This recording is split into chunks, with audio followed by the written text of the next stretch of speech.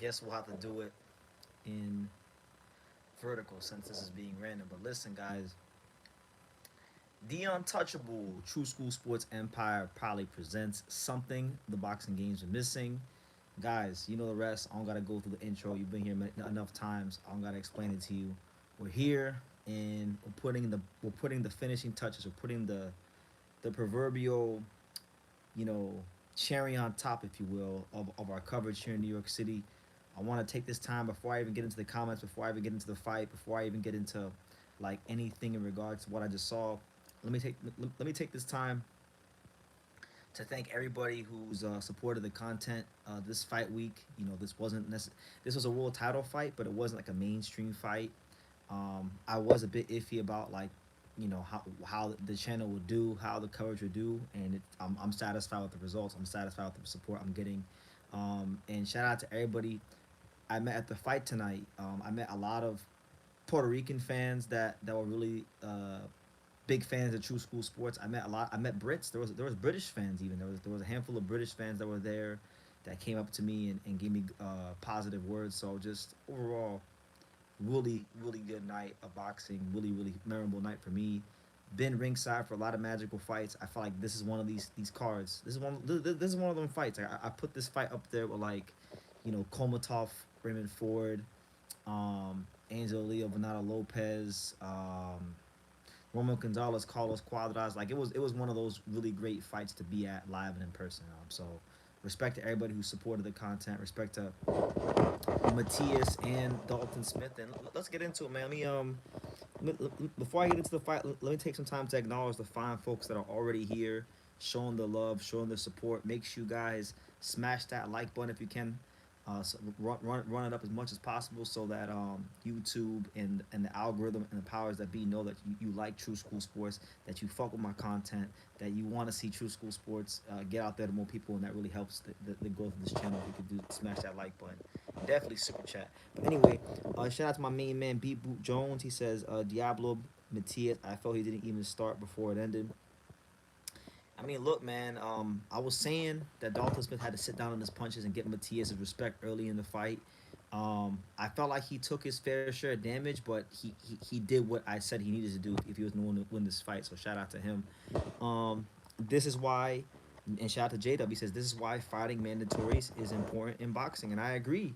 A lot of times, boxing fans, we get all angry and bent out of shape because we feel like, you know, there should be another fight. You know, there's a big fight, quote unquote, we want to see, and we don't care about the mandatories. But guess what?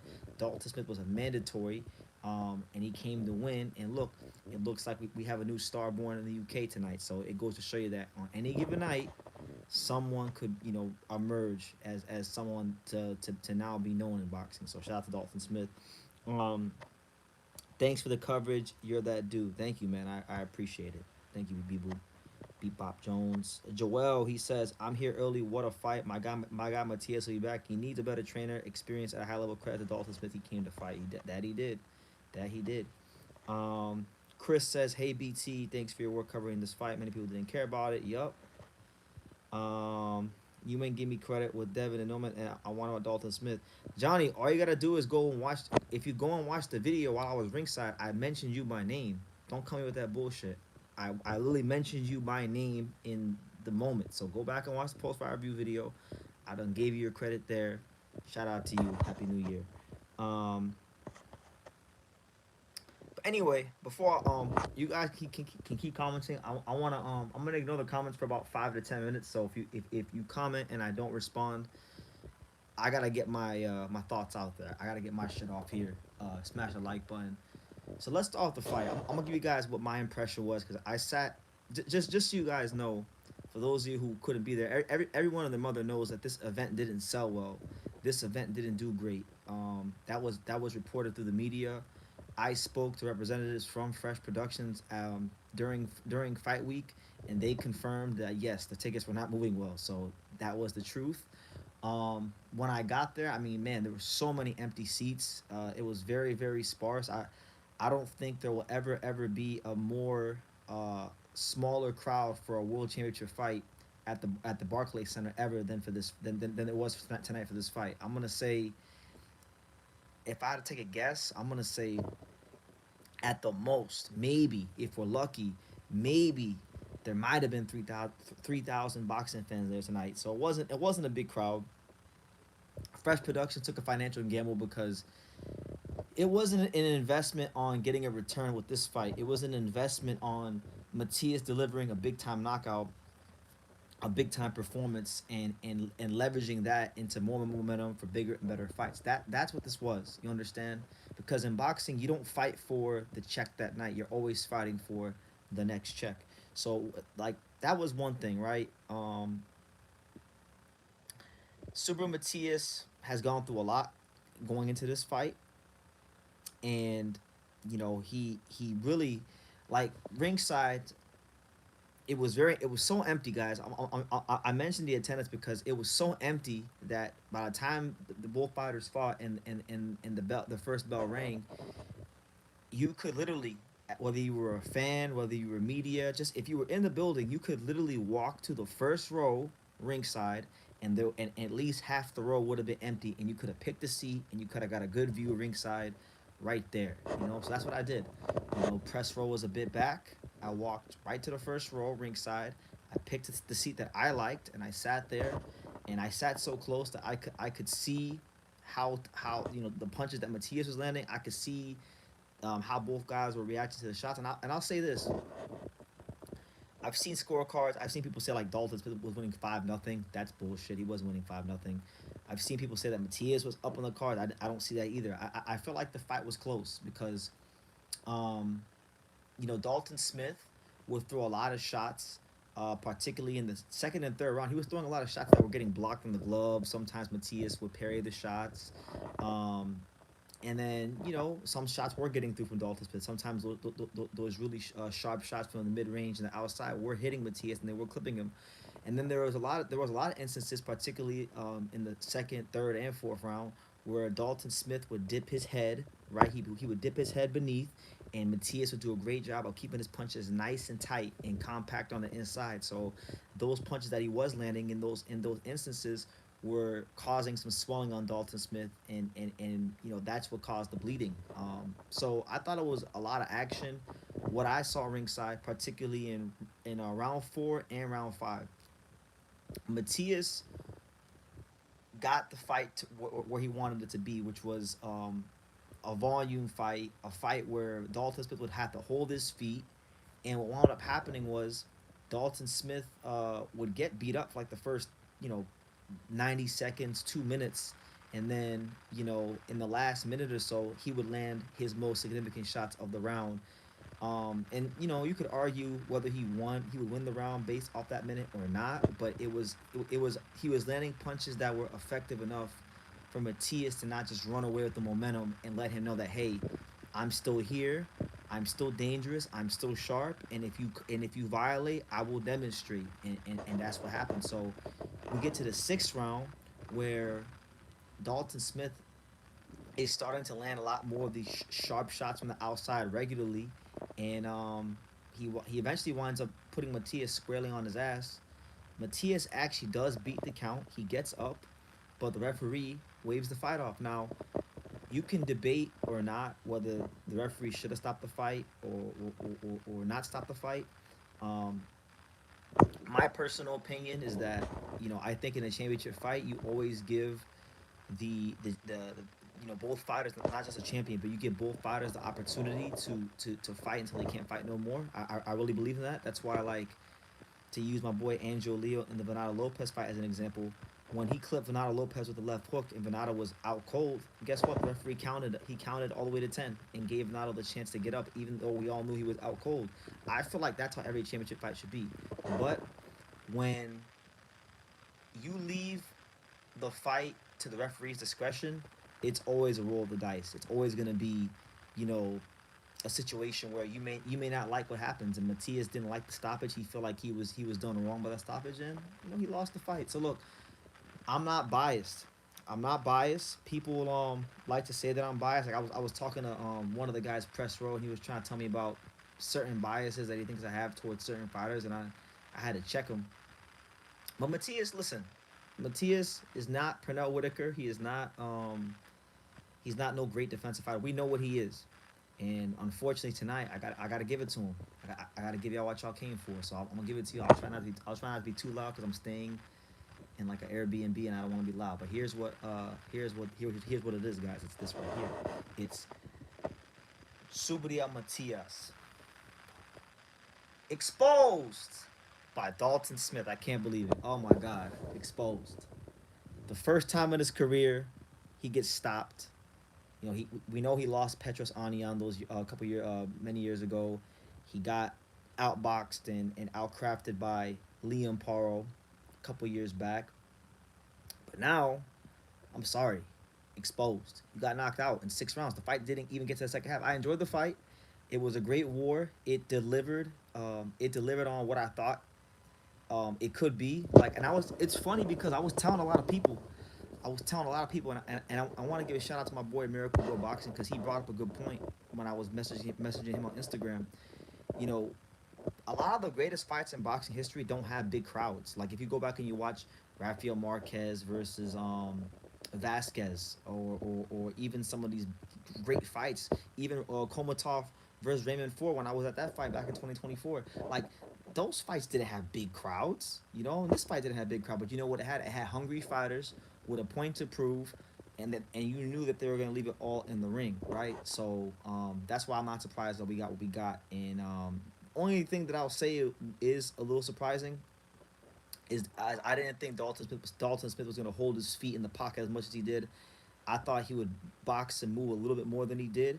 He didn't do that. He came for a fight, and he showed the world tonight. Like a lot of people like to talk shit about British fighters, and I tell people all the time, it really depends on what part of the UK these guys are from. Now, if they're from London, you know, London fighters, there's places in the UK that are tougher than London, like Manchester, Liverpool. Those are like the tough places. Welsh, tough place. Sheffield, right? To talk about Dalton Smith. Dalton Smith, you know, he joins a great lineage of champions from Sheffield, England. You know, shout out to Brendan Ingle, all right, great trainer back in the day. You know, you're talking about Kell Brook, one of my favorites. You're talking about Johnny Nelson. You're talking about the great and incomparable Prince Nassim Hamed. He's now part of that lineage of world champions from Sheffield, England. So, I mean, good for him.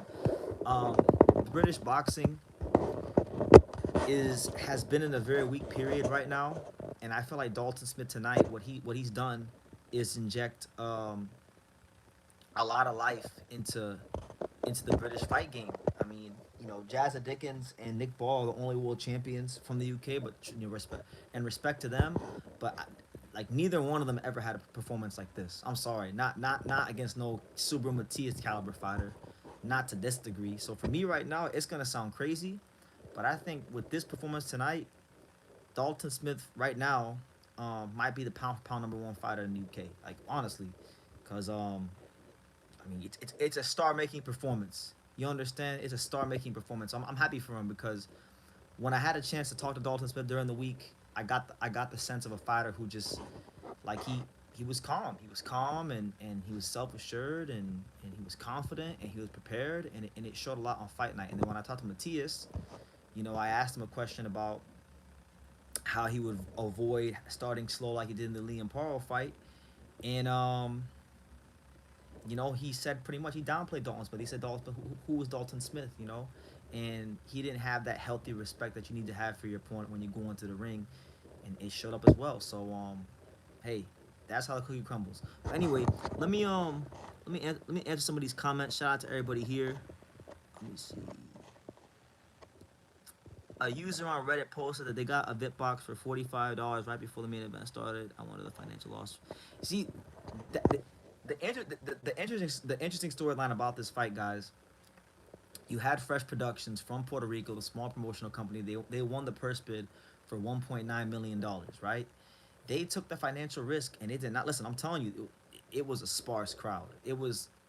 I've been coming to fights in New York for many years, going all the way back to 2016. The first fight I ever came to in New York City was Terrence Crawford and Hank Lundy.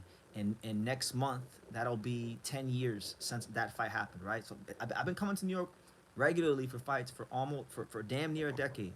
I have never, ever, ever in my entire life seen anything this empty. So they lost. There's no way they turn a profit tonight, and even more importantly, Matias did not deliver a victory. So I mean, I don't want to put no death sentence on them. I don't have no reason to wish ill on Fresh Productions. They're a small promotional company, but like Dalton Smith might have put these dudes out of business tonight. Like it was bad. It was really bad.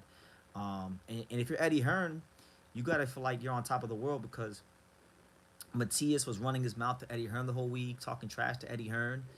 You lost the purse bid, you lost the battle, but you won the war. You know, you didn't get a chance to promote the fight, but you weren't financially responsible for this crowd that was there today or lack thereof, and your fighter delivered a star-making performance, and now he's gonna be able to go back to the UK and headline shows in Sheffield and defend his belt and maybe even do a big domestic fight against Adam Mazim. I mean, right now, guys, Dalton Smith has injected a lot of life into British boxing that hasn't been there for a long time.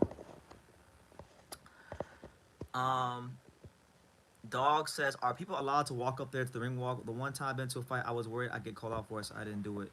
It depends on the fight. Depends on like the security. I mean, there was a lot of people at this fight, so shit, you could have did a lot this fight. Yeah, I mean, yeah. Dalton Smith does have a Kell Brook esque. He's got some Kell Brook things in his style with the right hand and how he approaches things at mid range, and you would expect that because he's from the same place as Kell Brook, which is Sheffield. And yeah, London has great fighters too. But what I'm saying is, them fighters from from Sheffield, from Wales, from Liverpool, them areas. It's not just their skills; they're a little tougher than the guys from London. It just is what it is. Those places produce harder people. You don't think Nick Ball versus Raymond Ford was a good performance? It was a good performance. I'm not talking about good. I'm talking about star-making performance. I'm talking about like you're announcing yourself to the world as something like truly fantastic. That was a good fight. It was a close fight, but it wasn't no star-making performance. Dalton Smith tonight had a star-making performance. There's a difference. Why did Matias leave Matchroom after the Pearl fight? Well, I think Matchroom didn't want him anymore. They felt like if he can't be a Liam Paul, then how good is he really? And really tonight, Eddie Hearn has to feel justified in his decision to not have Subriel Matias with Matchroom because his guy won. Wasn't it a matter of time for Matias? No improvement from the Matias once again. All pressure, zero defense, can't do much against skilled opponents. So Pop gets hit too damn much. I mean, traditionally speaking, guys with his style don't age very, very well in the fight game. Um, they don't. So yeah, I would say it was a matter of time. But Dalton Smith, a lot of people felt like, and I'm included in that. A lot of people felt like he was gonna, like it was gonna be enough for Dalton Smith. You understand? So, um, I'm gonna get back to Dalton Smith in a second. Listen, there's 46 you guys here. I only got 16 likes. Listen, man, I'm putting in the overtime for you guys. I could be asleep right now. I just went to the Barclays Center. I just did the whole fight week for you guys. I covered a fight that nobody, like a lot of people in boxing, kind of slept on and didn't care about. Don't be stingy. Go ahead and smash that like button so this live gets pushed out to as many people as possible, and so that that the YouTube algorithm knows that people love true school sports. All right, because a lot of people tonight came up to me and they say, "Yo, we like your content. We like what you do for the sport of boxing." So, if you feel the same way, you go ahead and you smash that like button. But what I wanted to kind of dissect right now, before I get back to Dalton Smith and all the great things coming in his career, I want to speak on Matias because Matias right now, he that's his third loss of his career. He just got stopped for the first time. He's 33 years old. He's a volume puncher who's been in many, many wars. I mean, we're talking about, let's name them: Dadashev, Jukumbayev, Malik Hawkins, Puello. Oh, that was a tough one. What else am I missing? Just countless wars tonight against Dalton Smith. I mean, he's been in a countless amount of wars, and he's a volume puncher. And I think he's at a part of his career where you can't teach a new dog or old dog new tricks. You can tweak things, but you can't. You're not gonna reinvent the wheel with Subriel Matias. So my thing is, with Subriel Matias, is does the beginning of 2026, January 10th, 2026, is this the end for him at the top level? Because truth be told, I don't want to. I love Matias. I would say I would even go as far as to say as Matias is one of my favorite fighters. But Matias, I don't see a way back for him. I don't. I really don't. He's 33. He's a volume puncher. He's got a lot of miles on the odometer, and that was a devastating knockout he took. You understand?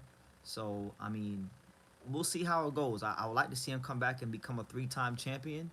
That'd be great.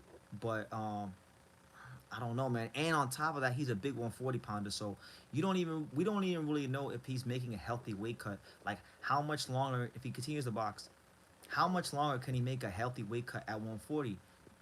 Does he go to 147? If he goes to 47, can he really beat anybody up there? You know, there's really good. I mean, it's not the strongest it's ever been welterweight, but there's a lot of guys. It's becoming a stronger division. You got guys like Devin Haney up there, Brian Nolan Jr. Even Keyshawn Davis has mentioned about wanting to go to 47. Could he beat those guys at a higher weight class? Could he become a two division champion in three? Like, I don't know. I have all these questions, but like I said, there's I still think there's as long as he decides to keep fighting, there's always going to be value in him because he's an exciting fighter. But how many more wars can he take? How many more wars can he be involved in? How much more punishment can the guy take? Honestly, I think I'm not gonna say he needs to retire right now, but I don't think it's too far away. Look at Jarrett Hurd. Jarrett Hurd was a guy that, much like Matias, he had a moment in time. I would say his moment was a lot shorter than Matias, but he had a moment in time where basically he was giving us great action fights, and then eventually that style didn't age well, and then he tried to adapt the style in a higher weight class. He couldn't do it, and he slowly but surely faded to black. Now Matias had a much longer run than Jarrett Hurd. Matias tonight, Dalton Smith was his eighth undefeated fighter he's fought in his last 13 fights, dating all the way back to Maxim Dadashev. He's 6-2 against those undefeated fighters. He lost to Parr, he lost to Dalton Smith. So my thing is, you know, he had a longer moment in time, but it's a similar story. So I don't know. I really don't know. My man said, "I agree. We produce tough people in general. General, I'm from Manchester. There has always been a lot of banter with the North and the South about that fact.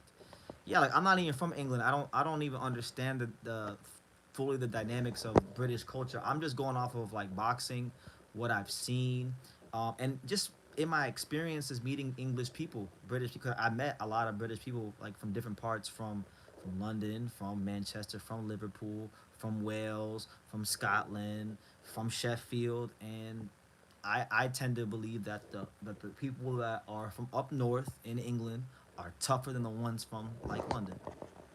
Of course, London has these places like Brixton and these kind of places that produce tough people, but on an average, from what I've experienced and from what I've seen in boxing, them Sheffield fighters, them Liverpool fighters, the Manchester fighters, they're cut a little bit different.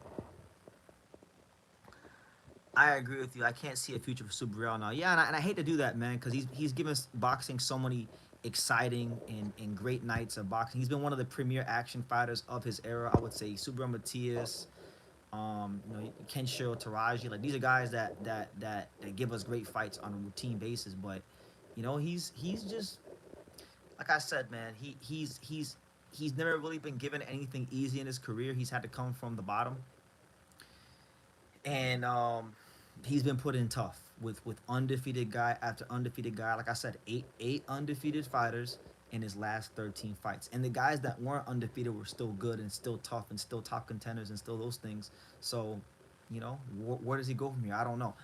I think honestly, if he's gonna continue to box, I think this should be the end of his time at 140. I It's gonna sound crazy because 47 is gonna get better with time, but just for the sake of weight cuts, just for the sake of size, I think Super Matias should honestly think about moving up to 147. Like go up there, dip your toe in the water, see what you can do there, and maybe try to like I don't know, get with a different trainer that could teach you some new things and tweak some things and see how far you can go. Because really, I don't. I hate to say it, but I just don't think there's much longer left. I think Matias at best, just because of his style and the punishment he's had, we'll be lucky if we see him in that square circle 3 more times. That's generally how I feel about him. And it sucks because I wanted to see him go. I wanted to see him go farther, but Dalton Smith came out here tonight, pissed off for greatness as a man on a mission, and a mission to bring those titles back to the UK. Matias is no Taraji. I never said he was Taraji. I said it. He's a great action fighter. Kenshiro Taraji is a great. Kenshiro Taraji is more than just a great action fighter. He's a guy that's actually been a legitimate top 10 pound for pound guy, but he's equally been one of the great action fighters of his era, and so has Matias. That's what I'm saying. Um, Kenshiro's way better than Super Matias. I think Matias should go for the rematch. The fight was swaying back and forth live, round by round. Yeah, that's how I felt. I mean, I think like anybody who has the fight 4-1 or 5-0, they either were British or Puerto Rican, or they wanted Super Matias to lose really badly. I feel like I had no. I was sitting there ringside, completely calm. I had no crazy emotional investment in the fight. I was just enjoying a great night of boxing, and what I saw were two fighters having their fair share of successes, implementing what they were trying to do. Matias with the volume punching and the short compact punching on the inside. Dalton Smith with the sharp shooting in the mid range game and the outside game and all those kind of things. So I thought it was a great fight. I might need to do a video one day, and you guys can tell me. Maybe one day I'll do a video of like the 10 greatest fights I've ever been to live, because this will be in the top 10 for sure. This will be in there. I don't know where it would be, but it would be in there somewhere in the top 10. I don't think they should have stopped the fight, but again, if you leave it in the referee's hands, if you leave it to the referee's discretion, it's always a roll of the dice. And some referees are gonna stop the fight quicker. Some referees are gonna literally count even if the fighter is already out unconscious. They'll count all the way to 10. So I hate to see it, but again, you can't put yourself in those kind of predicaments as a fighter. That's just how the cookie crumbles. You understand? But let's talk about Dalton Smith, because this is not no Subriel Matias pity party. He lost. He didn't do what he was supposed to do. Dalton Smith did, so we're gonna give him his just due. Let's talk about what's next for him. Hold on, where's my computer at? Hold on. Give me a second. I'm just getting back to the stand. I want to get my computer. Let me see. Get my computer. Let me see. Let's get ourselves situated here. Make sure y'all smash that like button. I'm gonna be here for like an hour and a half, maybe 2 hours, depending on how this goes. So I'm here to talk to you guys. I'm here for the boxing fans. I'm here for a fight game.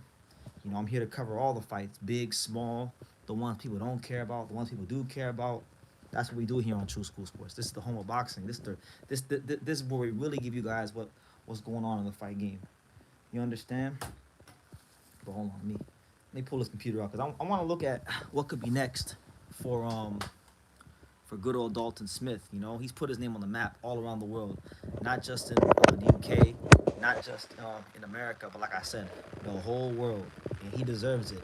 He carried himself all week like a calm, composed, disciplined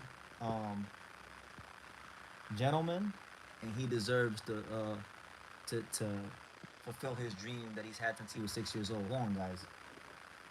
One last time. I gotta get my computer charged.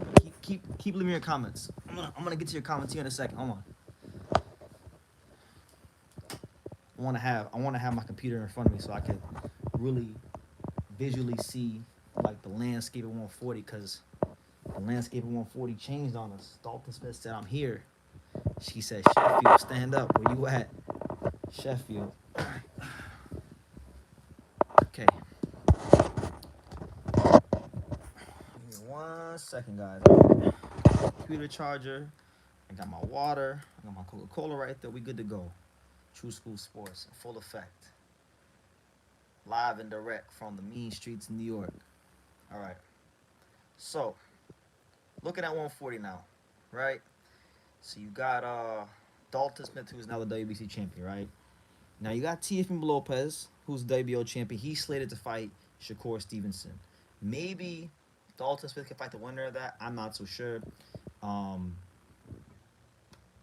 Shakur is still a matchroom fighter, I believe. So maybe they can go down that route if he comes out of that fight victorious. You got Gary Anton Russell who has the belt. He's slated to fight Andy Hiroka for that WBA title. We'll see who comes through that. And then the interesting caveat to Matias losing is that I think the happiest guy in the world that Matias lost, the happiest guy in the world about the fact that Matias lost is actually Richardson Hitchens. He is the happiest guy in the world because we all know he never wanted to fight Matias. And what I can tell you is that when the fight was done, we all went to the post-fight press conference room, and we didn't even get a press conference because Matias went to the hospital. Dalton Smith went to the hospital, and nobody showed up, so we were told there's no press conference. But what I can tell you is that Richardson Hitchens' trainer Lenny Wilson, he was there in the press conference room, and he was there at the fight. So if he was there at the fight, obviously he was scouting. Maybe Hitchens versus Dalton Smith could be a unification fight that could happen because it would be matchroom boxing versus matchroom boxing. We're talking about Hitchens maybe having potentially to come to England, because Smith fought in New York already. I don't think Hitchens is no ticket seller like that just yet. Smith, I think, could move more tickets in England than Hitchens could in America. So I think that actually winds up becoming one of the big unifications to make in the 140 division. And I think it's a good fight. But I know Hitchens right now is somewhere thanking the Lord that once again, Subriel Matias is not in the picture because he didn't want to fight him when he was the mandatory. He didn't want to fight him as a champion to unify. So it is what it is. Shout out to my main man Kato 1213 for the $10 super chat. I appreciate you, my brother. Thank you so much for your contributions. He says, thanks for flying out there and giving us the great coverage, BT. Respect to Matias. Dalton Smith is like the 10th puncher in a row that he's fought. It's only so many times that Matias' chin can stand up to that. I agree. Like, when you talk about matchmaking for fighters, and talk to any great matchmaker in this business, and I've been blessed to talk to a lot of matchmakers. Talk to Brad Goodman, talk to a guy like Rick Glazer, talk to anybody that knows anything about matchmaking. They're all gonna tell you, you always want to keep your fighter away from punchers as much as you can, because the more punches your guy has to fight, the shorter his shelf life is gonna be in this fight game. That's just how the cookie crumbles. And when you look at Matias' career, I mean, oh my God, he's fought so many punchers. My man Kato was telling you guys the God's honest truth. Petros Anion, he fought him twice. Puncher. Malik Hawkins, puncher. Batir Jukin. Look, I'll show you the resume, just so you guys know. Look, this is the resume. Look.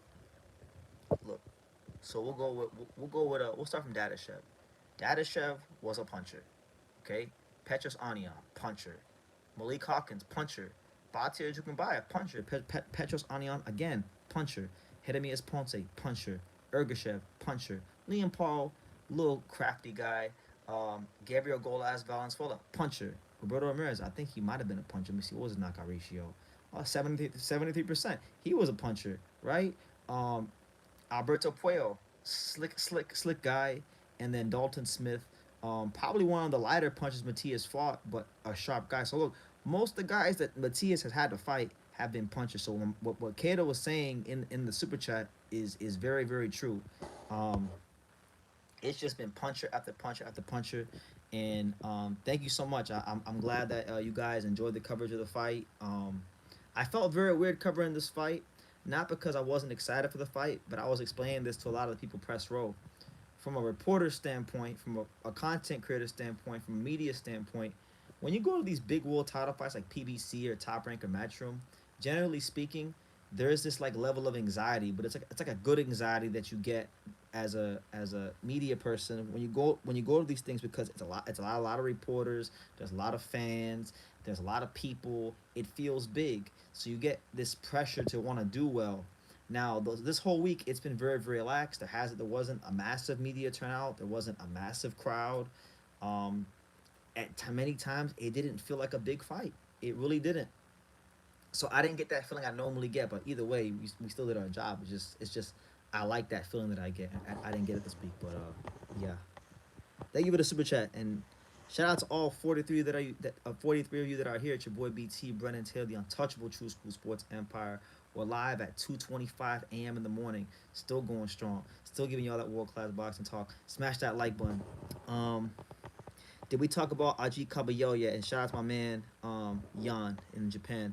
No, I haven't even watched Aji Kabayel, but I heard that today he fought Damian Kimba, and I heard he got a third round stoppage, and that he looked good and he kept the gravy train rolling. So shout out to Aji Kabayel. Keep He's doing a great job as one of the top contenders in the heavyweight division, and hopefully Usyk goes in there and fights him. I'm gonna watch him tomorrow. I'm gonna watch that. I'm gonna watch it tomorrow and probably do a video about it at some point tomorrow. Dalton was close to quitting the fight, bro. He was, because from where I was sitting, because where my seat was angled where I was a bit closer to Dalton Smith's corner, but I was still kind of in the middle, and I was in the first row. I was in the first row ringside because it was empty. You could just walk right there and just sit. That's what I did, and I think it was like round 4 or 5 when Matias was really punching very nicely in close quarters, and Dalton Smith had this big gash, um, right there on his eye, and I thought it was gonna be a no mas Tias. Even the Puerto Rican fans were starting to chill louder. No mas Tias, no mas Tias, no mas Tias, and it felt like it was possibly coming, but it never happened. Dalton Smith, well, he weathered the storm. I can't believe I saw that fight happen in person. Which one? Tonight? Yeah, Matias. Yeah, it was crazy. It was definitely one of those really exciting fights. We got 2 super chats. Shout out to my guy Rafa Ali. I'll get to his first. He says, "Give Matias a chance to fight out of being hurt. I chose Dalton to win. Kabayao was a bullshit stoppage as well." Yeah, I didn't get a chance to watch Kabiya. I heard that was a not the best stoppage in the world, and I don't think the Matias fight was a great stoppage either. But like I said, one thing that like literally, guys, the first thing I ever learned when I went to the boxing gym was when I got my ass whipped in a spar. I got my ass kicked in a sparring session one time, and I remember I turned my back because I was in there with a guy I wasn't supposed to be sparring. I got tore up one day. And I remember I turned my back, and my trainer, Bonnie Canino, right out there in Dania Beach, she was like, "You don't fucking turn your back. Like, if you turn your back, you're putting it in the referee's hands to make a decision, and you don't ever want to put anything in the referee's hands to make a decision. Otherwise, you're gonna you might not like what he does." So that's what happened. Matias looked a bit iffy. Matias, it's unfortunate. I don't agree with it, but it's the nature of the fight game. It's how things can go sometimes. So that's why you always gotta, not put yourself in that position if at all possible. But yeah, I personally would have liked to see Matias get the chance to fight out of, off of getting knocked down. But I'm not gonna necessarily complain about it either because I feel like he just he put himself in that position, and I think he should have been the one breaking down Dalton Smith. Nobody 92 shout out to me says Dalton Smith versus Puello. How does that fight go? Oof, very good fight. Puello's it's listen, quiet as kept, and it's very quiet because people don't really give Puello his due, but he's a very good fighter. Puello is still one of the best 140 pounders in the world. A very good southpaw. Dalton Smith just lit up Subriel Matias, and he lit him up with a straight right hand. We know that the straight right hand is the southpaw killer. Puello likes to slow the pace down, and he's a very good counter puncher in his own right. I don't know, man. I don't want to like it. I'm gonna be about. I'm gonna be. It's gonna be some recency bias. It really is. I think Dalton Smith will beat Alberto Puello, but it'd be a really good fight. Can't ever count on Puello. Shout out to my guy Ack Boxing. He says, "I think Jack Catterall," and thank you for the super chat. I appreciate you. He says, "I think Jack Catterall is #1 in the UK. He should have been undisputed, and the Barbosa fight was a debacle. Hitchens and Dalton should unify and fight the winner, and fight Shakur. And the winner should fight Shakur. They're all matchroom." Are we just conceding that Teofimo Lopez is gonna lose? Like, are we not giving Teofimo Lopez a chance? Are we gonna write off the 2-time lineal champion? Like, come on. But I think that's the right. I think that's the right thing to do. I feel like, Dalton Smith versus Hitchens could be a really good fight. Hitchens, I know, is gonna have to fight Landolfo Delgado soon, so he can't waste too much time. He literally has to go ahead and get a unification fight sorted out soon. Otherwise, he's gonna have to fight as mandatory. And I really don't want to see the Lindolfo Delgado fight. I don't really like watching Lindolfo Delgado fight. I think he's very overrated. I think he's probably the most overrated fighter in Robert Garcia stable. He already has a couple dubious decisions already of fights he should have lost. So I don't want to see that fight.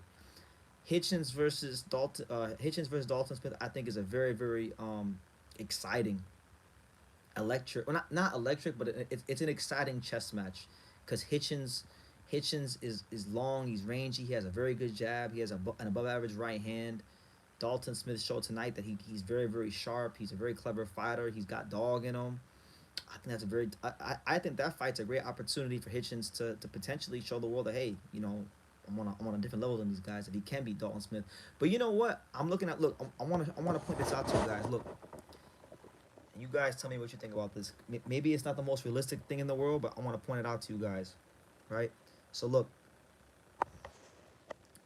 you got Dalton Smith who has the WBC title, and then you got Isaac Cruz who has the interim title, which means that in a de facto sense, Isaac Cruz is actually the mandatory to Dalton Smith. Now, just picture it, guys. Let's try to picture Dalton Smith versus Isaac Cruz. Even though I know it's Matchroom and PBC, we know that Isaac Cruz and Sean Gibbons, they don't want to, they don't want to fight a certain style. So it's probably not going to happen. But let's talk about it, because I was talking to a lot of the Puerto Rican fans yesterday and today, and the fight that they wanted to see was Matias versus Isaac Cruz. Well, guess what? Matias got his ass kicked, got stopped. So why not? Why can't that go to Dalton Smith? We know that the promoters and the TV networks and the powers that be, they love Mexico versus the UK. Mexico versus the UK is one of the biggest rivalry matchups in boxing. And I think stylistically, like Dalton Smith versus Cruz is a very interesting fight, because Dalton Smith does a little bit of everything very well. He can box, he can sharpshoot, he can counter punch. He's got dog. He will sit there and have a fight if he wants to. And then Isaac Cruz, we know what he brings to the table. We know what he brings to the table. He's a guy that comes in the high guard, throws a lot of punches. I think that would be an interesting fight. Maybe not right now, but maybe let's say in a year's time, if Cruz is still towards the top of the division and he has an interim belt, if Dalton Smith is still the WBC champion, why not? Why not? Maybe let Dalton Smith win some voluntaries in the UK, build his UK fan base a bit more, to the point where maybe more Brits will come when he fights in the States, and then I would entertain it. I'd be okay with. Listen, I was probably about 100 to 200 feet from the ring when Dalton Smith was fighting Matias. I'm gonna tell you right now. I'm okay with whoever he fights. He's a very good fighter, and he's fun, and he carries himself like a champion, and I really don't have anything bad to say about him. Joel asked me, he says, who wins between Lindolfo Delgado or Matias? Oh my God. I want to say Matias, but man, like I said, he's taking a lot of punishment. There was ever a time where Lindolfo Delgado could be Matias, it would be that fight. So, I don't want to make any predictions on Matias right now. He just got, listen, odds are I'm probably gonna say he loses to everybody right now, because I just seen him get plastered on the canvas. My man says, bro, stop putting Dalton up there because he got a free ticket from the ref. Nah, man, I was there. Listen, one thing I'm not gonna do is have anybody tell me. I was 100 feet from the damn ring. I seen it. Matias was hitting this dude with 3-4 punch combinations, sharp, compact punches, and Dalton Smith found answers in the latter part of the rounds to get Matias his respect. And then when push came to shove, he dropped his balls on the ground and he said, "What's good?" And he hit him with the right hand, and he sat him down, and he showed you that he ain't no punk, and he showed you that, look, I'm a real boxer puncher, and I classified him as that, a real counter puncher, a guy who's really dangerous. Bro, Dalton ain't the one. You guys are overrating Dalton. Who's overrating Dalton? He's a world champion. He's a world champion who just knocked out one of the best volume punchers in boxing. That's not overrating him. That's not overrating him. That he's a 19-0 world champion who just upset one of the best volume punchers in boxing. And I would say, as far as name recognition, the two biggest names Dalton fought were Matias and Zepeda, two very good volume punchers. You could say Zepeda was on the back nine. He was maybe washed up when Dalton fought him. He wasn't at his best, whatever you want to say. But when he fought two top volume punchers, he scored two of his best knockouts. So what that tells me is that Dalton Smith, when the occasions are the biggest, that's when he will fight his. He said that himself. He said the better the opponent it is, the better I'm gonna fight. And so far, through 19 fights in his career, he ain't told a lie yet. And that's not even hating. Like I'm not no Dalton Smith fanboy. Go check my archive. Do I got a million Dalton Smith videos? No, but I'm gonna tell you what it is. I don't like listen. I don't like the stoppage. I wish the referee didn't do that. But like I said, you can't put yourself in that position. Like you really can't. Teofimo Lopez versus Matias was the one that got away in 2023. I mean, there was a lot of fights that got away from Matias. That one's one of them. Hitchens is another one of them. You could say, I mean, to a much lesser degree, you could say Gary Anton Russell. Even though I don't think that fight was ever close to getting made. I mean, he was a champion at the same time as Matias. But yeah, Teofimo and Matias was a fight that was actually offered. Like Top Rank was actually trying to make that fight happen, and Teofimo didn't really show the interest that he needed to get the fight done, and that's why it didn't happen. He wanted fighting Jermaine Ortiz. That fight was a stinker. So you know, it is what it is. Some fights are meant to be. Some fights aren't meant to be. That's just boxing, and that's just life. Sometimes I'm sure you guys in your own personal lives, it could be a job, it could be a woman, it could be a million things that you thought were meant to be, and guess what? Shit wasn't meant to be. So if the ref gave a chance to Subriel Matias, who would have won? I mean, I could sit here and I could say Matias would have won, and I could sit here and say Dalton would have won. It doesn't matter. That like boxing is a results based business. All right, like I mean, there's a million what ifs that I could use, for fighters for fighters that I like and make excuses. Listen, he just didn't win.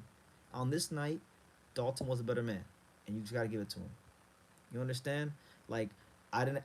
What if Joseph Parker didn't get stopped by what if what's his name Howard Foster, if he didn't wave off the Joseph Parker fight?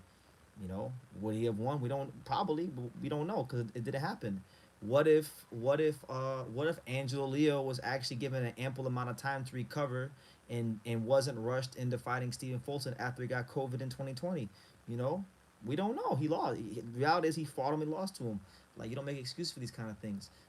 There's a million excuses. What if Kenshiro Taraji got the decision against Ricardo Sandoval? What if Romualdo Garcia wasn't faking getting hospitalized and actually fought him for the world title? Like there's a million what ifs we could do in boxing, but we're not gonna do that. Like at the end of the day, Sabrina Matias just he lost.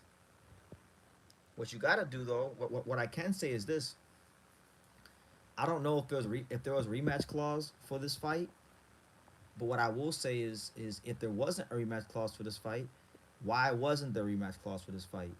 Like you look at Fresh Productions, you look at the $1.9 million that they bid for this fight.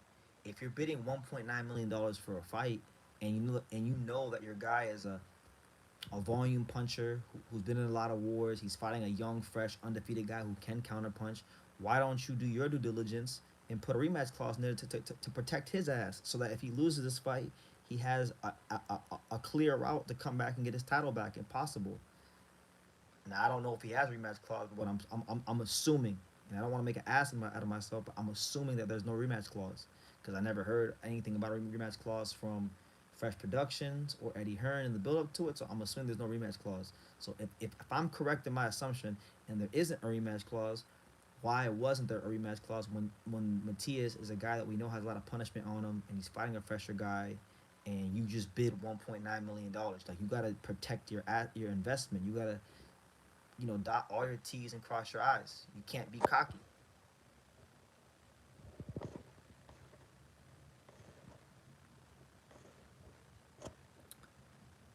Exactly. Why stop the fight? That's my question. Why the champion didn't have a chance to fight after? I don't know, and like I said, I think it's terrible. I didn't think it was a great stoppage because Matias beat the count.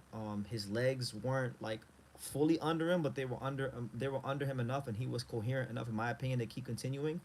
But like I said, any fight, and there's been a bunch of terrible stoppages. Howard Foster with with Parker and Wardley. Some people to this day still argue about Richard Steele and Meldrick Taylor and Chavez.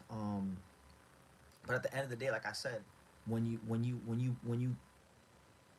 you're like not all the way there and your legs are unsteady, and it's at the referee's discretion, and every referee has a different mental disposition. Some referees are gonna stop fights later. Some referees are gonna stop fights earlier. It really just depends on which referee you have. You understand?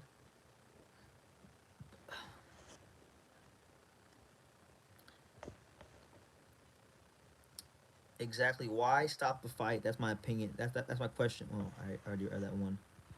Um, Go Niners! Shout out to the Niners. Hey, shout out. Listen, they didn't win today, but shout out to my Carolina Panthers. They gave the Rams a good game. They lost by 3 points. They had a great season. I'm not a big football fan, but I'm proud of my Carolina Panthers and Bryce Young. Good showing today, even in a loss. Better days ahead. Um, the rematch would sell more in the UK than Hitchens versus Dalton. I listen right now. Like I said, Dalton Smith's gonna go back to the UK as a hero. He's gonna go back to the UK as a guy that people want to see fight. And I don't think we're gonna get a big fight for Dalton next. I think Eddie Hearn's gonna do the smart thing. He's gonna get Dalton Smith a nice, um, voluntary defense. Let me see who's a voluntary. Maybe against a guy like Jack Rafferty or look, here's the ranking. You guys tell me. You guys tell me, because you guys are smart. You guys are intelligent boxing fans. And by the way, smash the like button, guys. We're here. True School After Dark. True School in the AM. Look. So look, that's Dalton Smith right there, right? So you got Puello. Now I know for a fact they're not going near Puello if they don't have to, because Puello is a very good fighter who many people feel should still be the champion. Like Matias shouldn't even have been champion again. People feel like they gave it to him, right? But you got Puello, right? You got Sandor Martin, who's another good fighter. Who I thought Martin beat Puello, right? Um, I don't think they're not gonna pick Puello. They're not gonna pick Martin. They're not gonna pick the Chechenian Wolf Artur B. Arslanov. Rodolfo Delgado is a mandatory for Hitchens, so he's not in the picture. Maybe they do Pierce O'Leary. I think he's a British or Irish fighter. John Fernandez. Maybe they pick him. Adam Azim. I mean, Adam Azim is a rival. A lot of people feel like Dalton Smith ducked him on the way to this fight. But I don't think they do that fight because Adam Azim is a guy that's a big fight domestically later on. If Adam Azim wins a world title, they could do Dalton Smith versus Adam Azim for a unification fight down the road. I think that's a fight that's still probably a year away at most, or at least I should say. Jermaine Ortiz has a fight scheduled with Keyshawn Davis, so rule him out. Oscar Duarte is now being mentioned for Hitchens. Kenneth Sims, there's no need to. He's not a big name. Not gonna do that. I don't even know who this guy is right here. So you guys can tell me who that is. I don't know who he is. So I'm looking at Jack Rafferty. I'm looking at Mark Chamberlain. I'm looking at Pierce O'Leary. I'm looking at these British and European guys, domestic guys that are not Adam Azim. And I think if they do the voluntary, they'll go somewhere in that route. I don't think they're gonna get like a champion, because look, I'm gonna explain to you guys why my thought process is this way. Because I understand boxing, I understand the business, I understand commercial value, I understand things that sometimes people just don't understand. Every fighter has a marquee value. When you fight, your marquee value either goes up with the win or it goes down with the win. So right now, Dalton Smith's marquee value has gone up exponentially by beating the shit out of Matias and stopping him. And yeah, people want to see him in certain big fights, but other ways you build a fighter's marquee value is by defending the title voluntarily in a voluntary defense. So they're gonna go that route. Hopefully he looks good, and then maybe after that, we're talking about maybe depending on when he fights, maybe they could do unification either later on this year, in the fourth quarter, or they can do unification in the first quarter of 2027. I'm thinking somewhere around there, either the latter part of this year or the early part around this time next year. I'm looking at that for Dalton Smith, just objectively speaking. Love that jacket. Bibu watching says, "I love that jacket, man. Real shit. The shit is tough." Yeah, man. I put it together myself, man. I picked it out. I went to I was in Goodwill one day, and I found it, and it was a gem, so I bought it, and I put some nice put a nice little outfit together this year. You know, I'm 30 years old now, so I gotta start dressing like a grown ass man. I gotta actually show people that I actually have great fashion sense. I get lazy with that kind of stuff, and so this year, one of my New Year's resolutions is when I go to these fights, like dress to the best of my abilities, because I have great fashion sense. But people don't know that yet. They're gonna find out. Um, I'll be back here when Dalton get exposed, bro. The champs way he was given a free. Listen, bro. If Dalton Smith gets exposed, it doesn't make any difference to me. I'm not a Dalton Smith fanboy, but I respect him. He fought a great fight, and he deserves his respect. I don't. I'm not here making no excuses for Matias. Matias, we knew what he was coming in. Coming in, he didn't really change anything in his style, and he got put in a tough predicament, and he was on the wrong side of it. It's boxing. Um, Paolo Two Pro says, "What's next for your boy Angelo Leo after he knocked up Bernardo? His name hasn't been mentioned that much." Well, yeah, I mean that's because these promoters they don't believe in him the way they should after a knockout like that. He fought Tomohiro Kameda in Japan last year. He won. He successfully defended his title. He's had he had one of his opponents fall out, which was Lorato Diamante. He had a voluntary schedule for February 21st. Now it's Rais Salim, who's his mandatory. So he literally just fought a mandatory, right? And then now he's fighting his mandatory again. So he's fighting back to back mandatories, and he would have to fight back to back mandatories if Nick Ball and or Espinoza and or any other champions actually were serious about fighting, but they're not. So maybe Bruce Carrington, if he wins, maybe he can come get it. You know,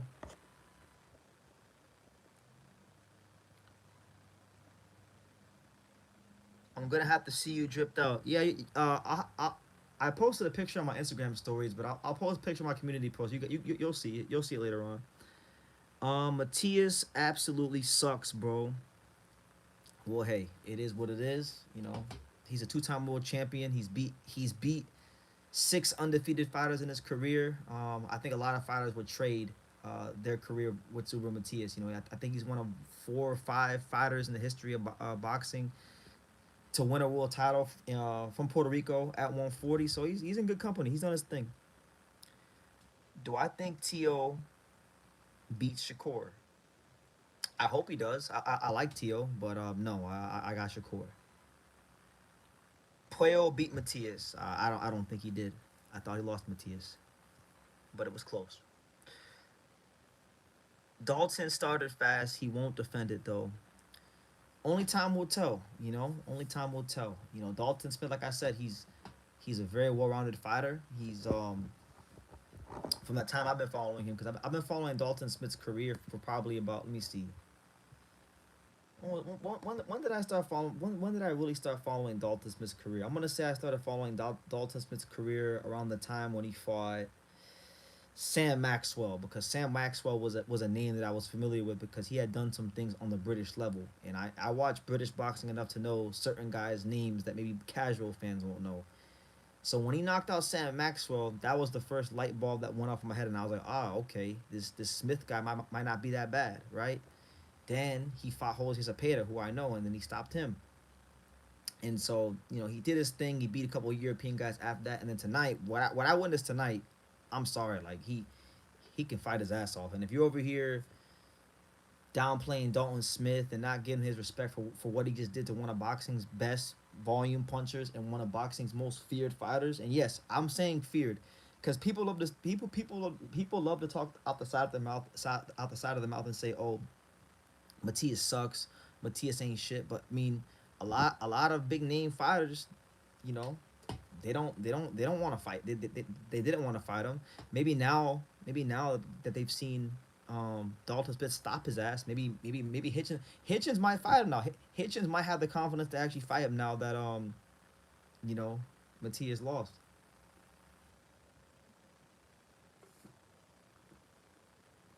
Tio had his shot. He didn't go by Matias. It's a lot of guys that didn't fight Matias. So yeah, Dalton Smith went there tonight against one of boxing's best volume punchers and one of its most feared fighters. and he went in there and he made a statement and he had a real star making performance. That's what you do. Like when you go to fight for the world title, that's what you do. Did I see Richardson Hitchens at the fights? No, I didn't. Was he there? Because I didn't see him, and there wasn't a lot of people at the fight. So if he was there, it really shouldn't have been hard for me to find him. But what I can tell you is I saw his trainer Lenny Wilson in the media room after the fight was done. So if he wasn't at the fight, I mean I know his trainer was there, and his trainer was scouting. So it is what it is there. But shout out to all you guys here.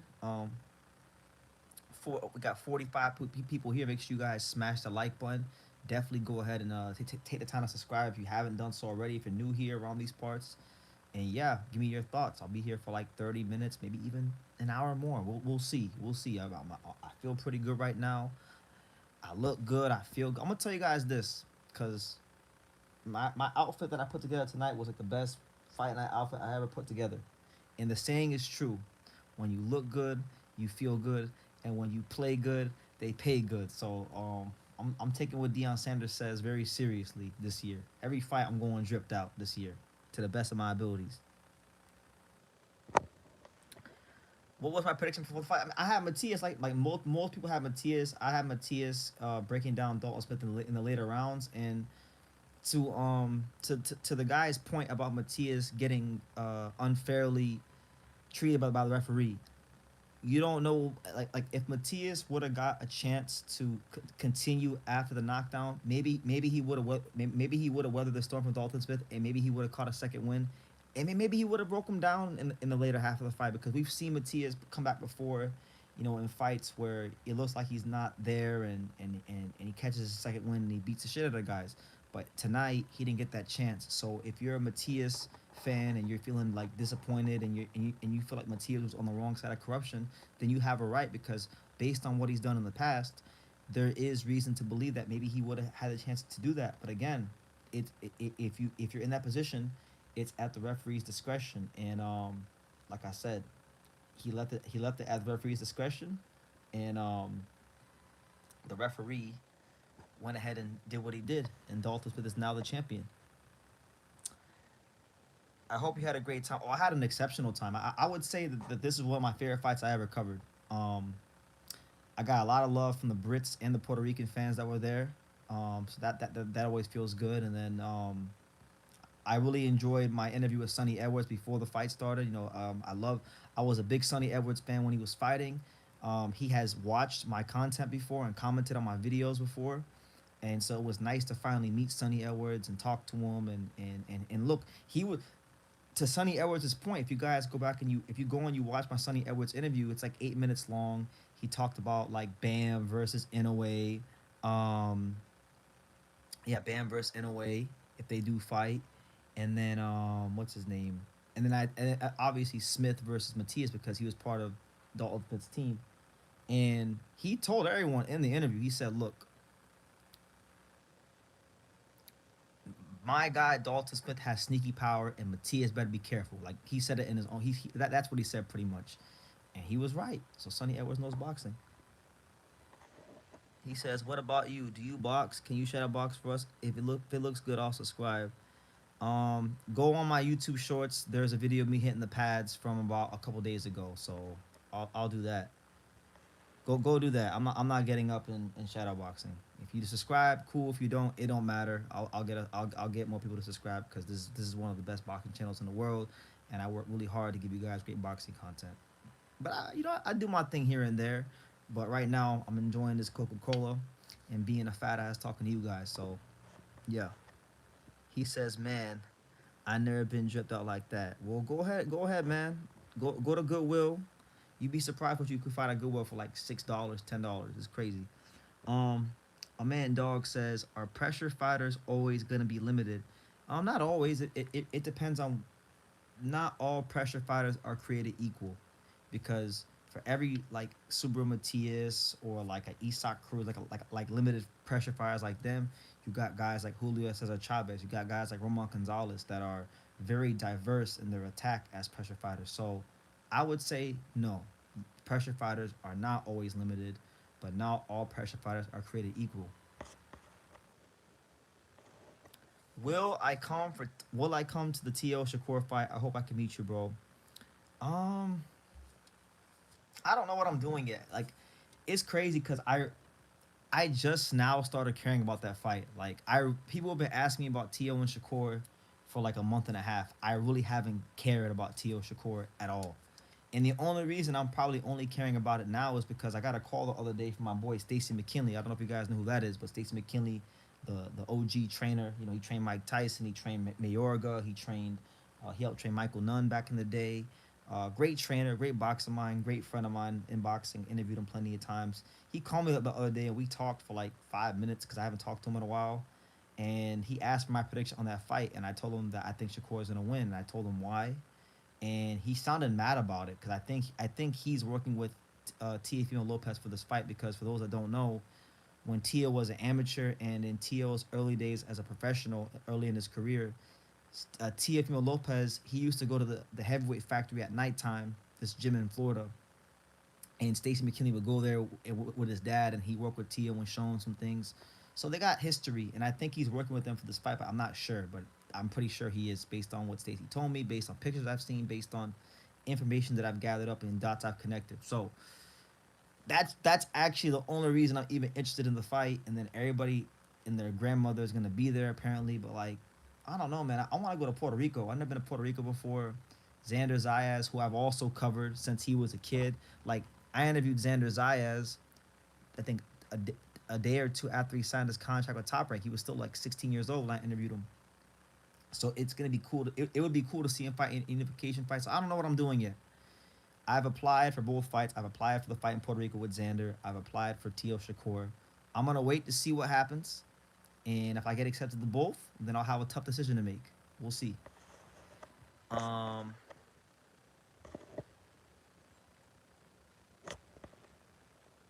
Let me see. I missed some comments. I hope Fresh Production doesn't go out of business after this aftermath. Yeah, listen, it's tough because they took the financial risk, and I'm telling you guys, it was a great fight. I enjoyed it. All the fans that were there tonight enjoyed it because even forget Matias and Smith for a second. The fights on the undercard were good too. Like there was some fun fights on the undercard. Like Nestor Bravo, he knocked out Pedro Campa with a big left hook in 2 rounds. That was cool to watch. Um, Javier Cintron, he fought Victor Sandoval. That was a banger. If you missed that fight, go watch that fight. Cintron got dropped early in the fight, and then Sandoval got knocked down 3 times, and that was a four knockdowns in 1 round. I mean, absolute shootout. Um, I would say those are like the fights that really stand out. So those 2 fights on top of Matias Smith, overall, it equaled a great night of boxing. But Fresh Productions is house fighter, their A side fighter, their champion lost. So I'm not sure where they go from here. I'm not sure like what they want to do or how they want to do things anymore. But I encourage them. I listen. I encourage any promoter in boxing to give it their best, because this world is a miserable place and people love seeing other people fail. I'm not like that. Like I've been spending the last 10 years of my life chasing this dream of covering boxing, giving it my all, spending money. I don't have to do some of this stuff, and sometimes you feel like you're wasting your time and you're not getting no return on your investment. But um, I'm saying this to say that like I'm cool with anybody who's going after what they want in life, and I feel like they took a gamble. I can respect it. It didn't pay off. I don't think they should quit. I hope they come back better and continue to scout more top talent from Puerto Rico and become a real focal point for boxing in Puerto Rico. It'd be cool to have a promoter that could do big shows in Puerto Rico and then build stars in America. But these things are a process, and it's not easy to build fighters. Everyone talks, and everyone thinks they had the answers to how they would do if they had to promote or manage a fighter until they actually had to do it, and then you find out just how cold and how hard this boxing game and this fight industry really is. So I'll leave it at that. Joel says Tito Mercado, Adam Azim, Oscar Duarte are good fights for Matias if he's going the IBF route again. I'm gonna tell you right now, all those fights are hard. All of those fights are hard. Mercado, he's got a similar style to Dalton Smith, and he might even be a more vicious fighter than Dalton Smith. So, that's a tough fight. Adam Azim, classy fighter, sharp fighter, got that British style. But this Matias done lost to everybody from Australians to British people. I mean, where's Petros Anion from? Like, isn't he like Armenian? Like, he don't lose to people from boxing. Like he hasn't lost to no Mexicans or black fighters yet. He losing to all these guys from all these different types of countries. So I don't know. Duarte, I think Matias. That's the fight I think he should do. I think Matias should do Duarte. Because when Matias starts fighting these guys with ring craft and who can counterpunch and these kind of things, he gets in big trouble. Go fight one of them pressure fighters. Go do that. Pressure fighting has a long legacy. Matias is a pretty low level pressure fighter with not little dimensions to his style. Beterbiev, Chocolatito, Carlton are much better examples. Yeah, like I said, not all pressure fighters are created equal. He's not on that Beterbiev, Monzon, Roma Gonzalez level, but I don't want to put him down. I think he's done. I think he's maxed out what he possibly could have in his career, and anything he achieves, like the way I look at it for Matias, if he continues to box against high level competition, he will probably be he'll probably be set to lose, like to Mercado or someone like that, like one of the guys you mentioned. But if he is to like win a world title again, or win another big fight, or beat a big name opponent, or be in another fight of the year where he wins, then I'll just consider it a bonus at this point because he maxed out. I feel like he maxed out based on his talent.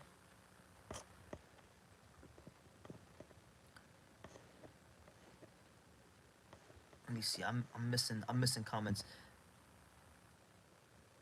You talking about Barrow and Zayas? Good fight. I'm excited for Barrow versus Zayas. A lot of people are saying that because I was talking to someone tonight. I won't say his name because he's known in the boxing media space. So I won't out him. But there was a particular boxing writer slash reporter that I was sitting next to tonight in New York, and he was telling me that like Adam Azim versus Abbas Barrow is one of the worst unification fights of all time, and I'm like, you don't gotta think it's a great fight, but it's not a bad fight. It's a good fight. Abbas Barrow can fight, and he's a solid pressure fighter with good amateur background, and you know, like people just want to hate. Anytime you get a fighter who's not a big name, people just say the fight sucks.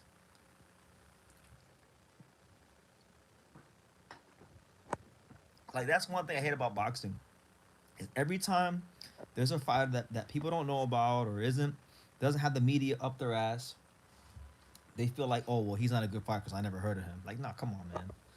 Like look at Dalton Smith tonight. Like he was a matchroom fighter, yeah, but he wasn't a guy that had Eddie Hearn or the media so far up his ass to where people were like, oh, he's this great fighter.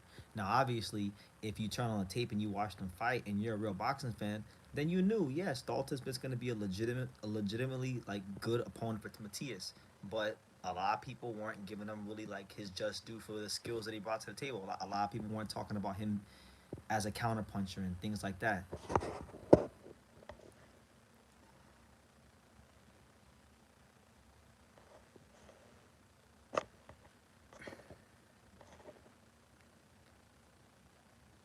Nah. My man said I need Oscar Collazo to confirm the fight with Pedro Tajaron.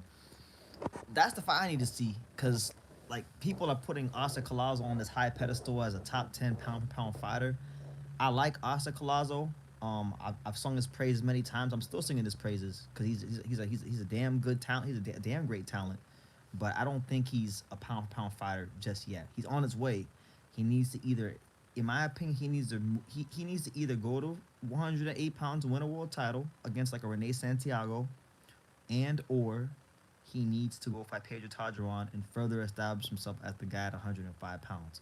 Putting him in the top 10 right now is extremely premature.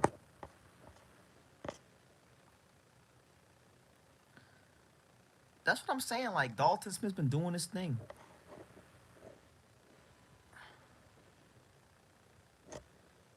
But shout out to everybody here. It's your boy BT, Brendan Taylor. We're just here trying to make sense of what we saw tonight with Dalton Smith beating the hell out of Matias. People like I know for a fact I've talked shit about British fighters at times.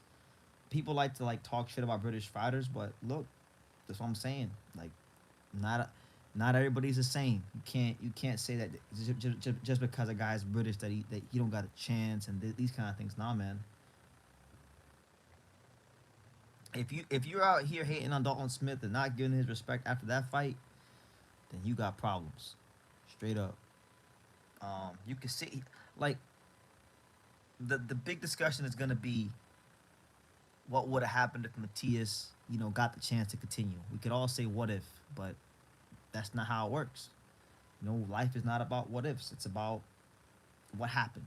It's about what's on black and white paper. And on black and white paper, he lost. You know, what if, what if the Florida Panthers were healthy right now in the NHL? We wouldn't be a mediocre fringe playoff team. We'd be talking about having a 3P right now. But guess what? The whole team is injured, damn near, and we suck. So that's the reality of what's happening, and that's how I'm using that same logic, and I'm applying it to this. We can't do what if because he got stopped.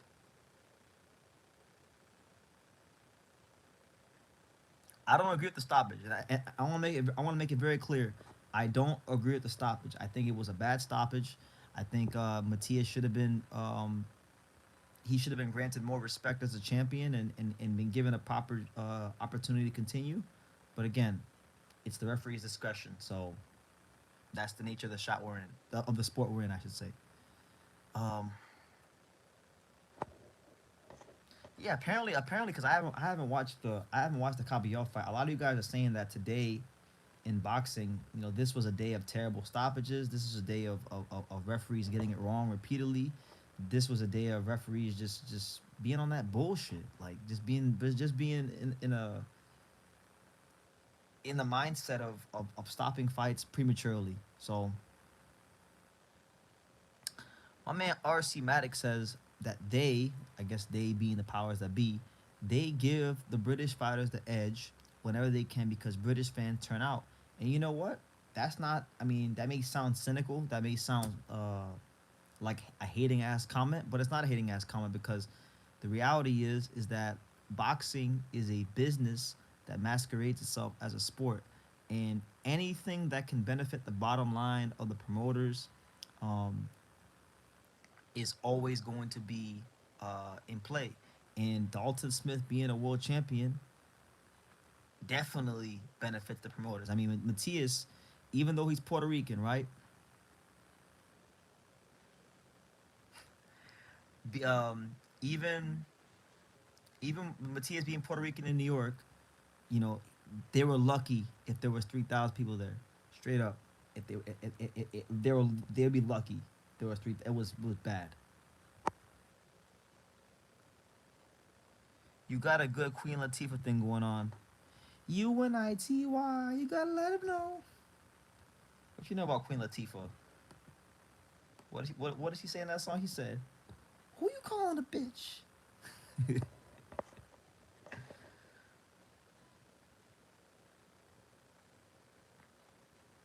I thought Puerto lost. You guys keep going on about Puerto. You know, I never knew. Like, I never like. It's news to me. Like people really hate Matias, man. Like, it's actually news to me that like y'all like Puello. Like nobody ever cares about Alberto Puello unless it's to downplay Super Matias. I swear to God. But it is what it is. And y'all I mean, call Matias a cheater if you want, but then don't act like Puello didn't cheat.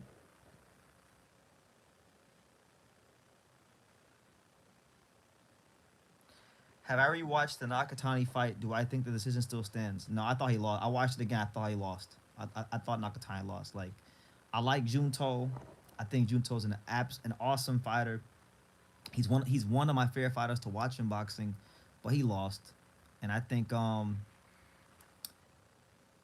it like again we're talking about business. The guy made a comment about the fact that you know Dalton Smith getting a belt is beneficial for boxing because the British fans turn out and the Puerto Rican fans. I mean, they weren't in that bar like there wasn't a ton of them at the Barclays Center tonight.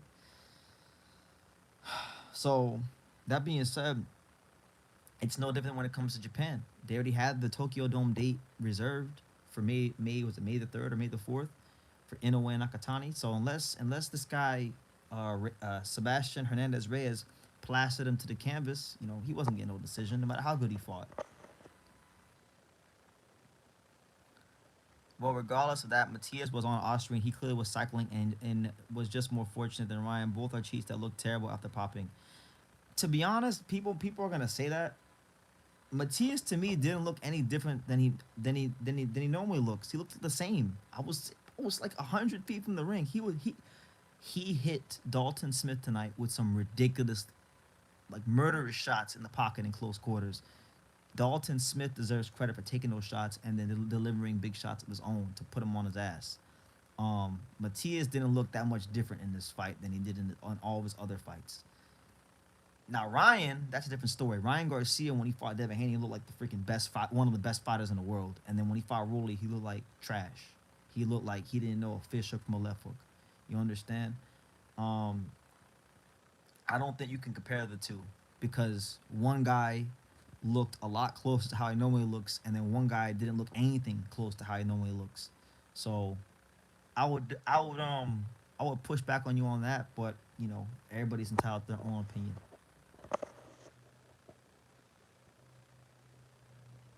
I don't know how on God's green earth you gave Nakatani the first 6 rounds. You crazy. I don't agree with that at all.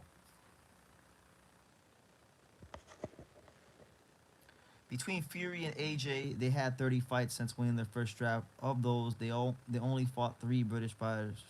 All Usyk's heavyweight fights have been against British fighters. I mean, yeah. I mean, some people actually use that against Usyk. They say, well, we can't compare Usyk to no Muhammad Ali or whatever heavyweight you want to compare him to because he fought in an era where that was dominated by British fighters. But I mean, what can you do? You can only fight the guys that are in your era. He can't control that. So like, what he's trying to fight an American. He's trying to fight Wilder, right? He's fighting an American. What you want? If he fights a German, if he fights Caballero, will you give him credit? Like,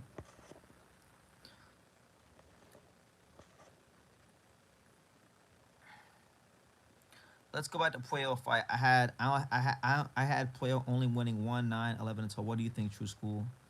I don't remember the exact rounds I gave him. I just remember watching the fight. I thought it was a good fight. I thought it was a close fight. I thought Matias edged it. I thought he earned. I thought he deserved it. That fight.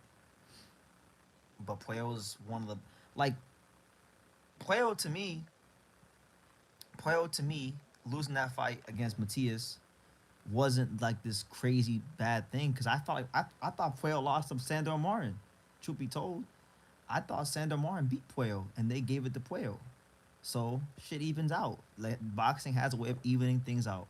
If you get a close decision one fight, you can't leave it close again because if you leave it close again, you're probably not gonna get it the next time around. Unless you're like George Kambosos Jr. because George Kambosos Jr.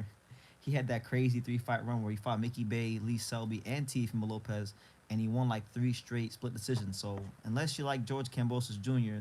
on that little 3 fight run, you're not gonna have that kind of luck.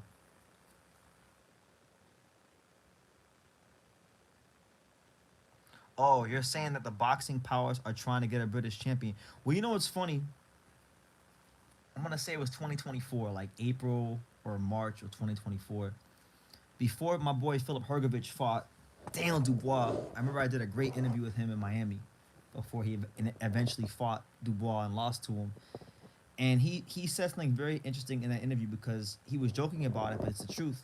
He said, and I quote, "What the fuck is boxing going to do with the Croatian heavyweight champion? They don't want a Croatian heavyweight champion. They want British. They want Mexican. They want American. This is what they want. They don't want a Croatian heavyweight champion." So I say that to say that yes, powers that be, if they can, they're always going to try to get a British champion and or a Mexican champion and or an American champion because these are the predominantly big markets in boxing that have the big television deals, that have the big money. So, of course, financially speaking, business wise, it makes sense for boxing to have, you know, fighters from those markets over, let's say, I don't know, a guy from Africa or Croatia, where the team money isn't as big, where there's not as much financial backing.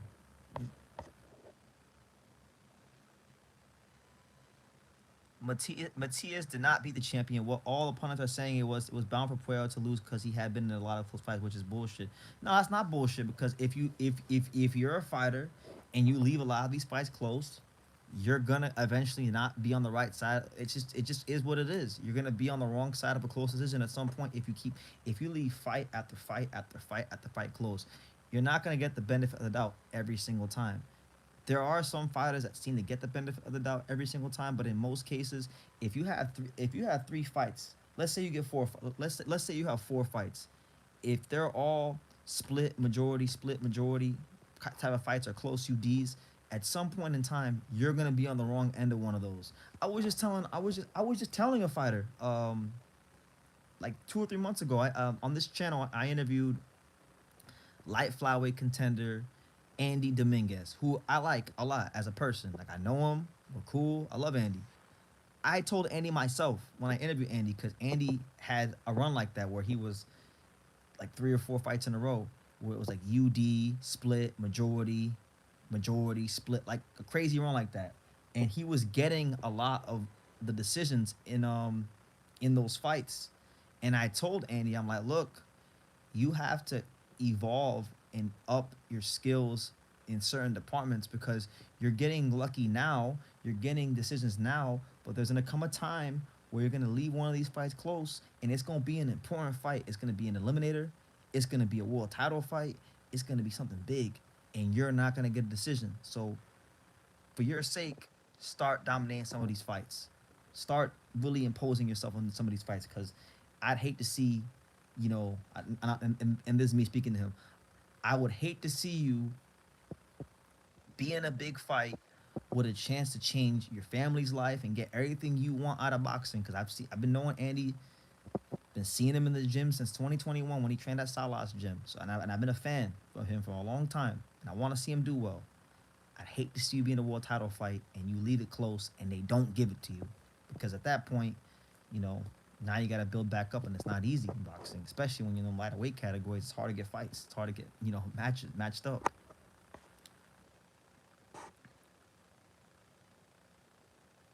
And this is why they are keeping Xander away from real challenges.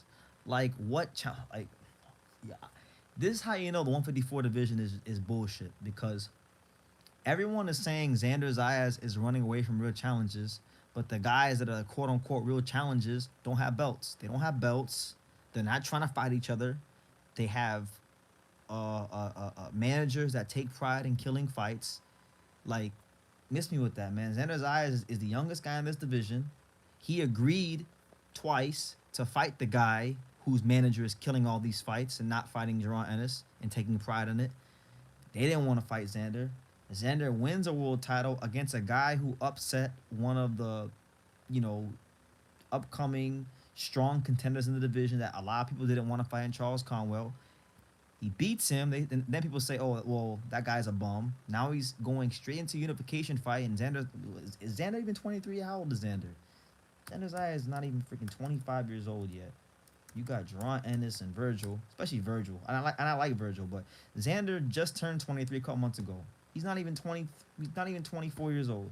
Going into unification fight, and y'all are downing him for it. Then meanwhile, we got Virgil Ortiz, who I like. I'm a legitimate Virgil Ortiz fan. I love watching him fight. I love his power jab. I think it's one of the best in the business. Bro, Virgil Ortiz is going to be 28 years old in 2 months from now. He's going to be 28 years old. Still hasn't won a world title. Ain't that some shit? He's fought some really good fighters. He's been in some great fights. I think he's got great skills. He's going to be 28 years old. He hasn't won a world title. I don't want to hear what people got to say bad about Xander. He's going into unification fight. Abbas Barrow is a world champion. If these guys who are the real challenges didn't if they're so great, and they're so dangerous, why weren't they great enough to get their hands on a belt? No one's stopping them. Boots is an A-side fighter. Virgil Ortiz is an A-side fighter, and these guys have the machine being the promoter. They have the machine so far up their ass, they can fight for a world title damn near anytime they want. Do they do that? No, they're too busy arguing about who's ducking who. Canelo fought the GOAT at 23, so there's no excuses for Xander. Okay, but okay, first of all, nobody currently in Xander's weight class is on that level of Floyd Mayweather. That's number one. Number two, nobody in this weight class is willing to fight Xander like Floyd Mayweather. They're not like, he, especially Virgil, especially Virgil. I like Virgil, but especially Virgil. He Xander said yes to Virgil 2 times when he didn't have a belt and when he did have a belt. And Virgil's people, Rick Marigan and Oscar De La Hoya, they found a way to kill the fight. Rick Marigan and Oscar De La Hoya can't even get on the same page right now. Oscar De La Hoya is talking about he wants to sue Rick Marigan because he's going and he's negotiating fights behind the promoter's back and violating the Muhammad Ali Act. So there's already all this dissension and disagreement within their team. And you think that they were serious about doing a fight with Xander. They can't even be serious about talking and being on the same page with each other. Talking about Virgil will do this and Virgil will do that. Can Virgil win a world title? Like, I know it sounds like I'm being an asshole and I'm doing all. Can Virgil win a world title? He's almost 28 years old. Like, what are we doing here? Talking about people want to talk about, oh, Virgil Ortiz is the face of boxing, and I like Virgil. I want Virgil to be up there. Like, he's actually one of my favorite fighters to watch. But come on, bro. Do you see what Virgil just done to Lubin? Yeah, but Lubin's a can. Lubin's a can. I told everybody, and anybody who watches my videos and pays attention to what I'm saying, I said in the whole build up to that fight, I told you guys that Eric Lubin is not like that. Anybody who goes back and watch those videos, I said Eric Lubin, I'm not giving him no chance. I'm from Florida. I know all about Eric Lubin. I gave him no chance to beat Virgil Ortiz. I didn't take it serious as a fight. I thought it was a cherry pick. Like, what are we talking about? Lubin, no one exposed Lubin that way. Yes, they did. Are you? Is your memory short? Is your memory that short? Come on, man. Hold on. I gotta pull up box right now. Look. Is your memory that short? Look. No one exposed Eric Lubin like that. Are you sure about that? Cause last time I checked, man done lost 3 times. Every time he lost, he got pulverized. He got knocked out. So look, you're telling me, so Virgil Ortiz, he knocked out Eric Lubin in 2 rounds, which is great. I enjoyed it. I thought it was a statement. It was cool. He knocked him out in November of 2025. But how is that any more impressive than Jamel Charlo knocking his ass out in 1 round all the way back in 2017? Now look, in case you don't know, let's Google it up.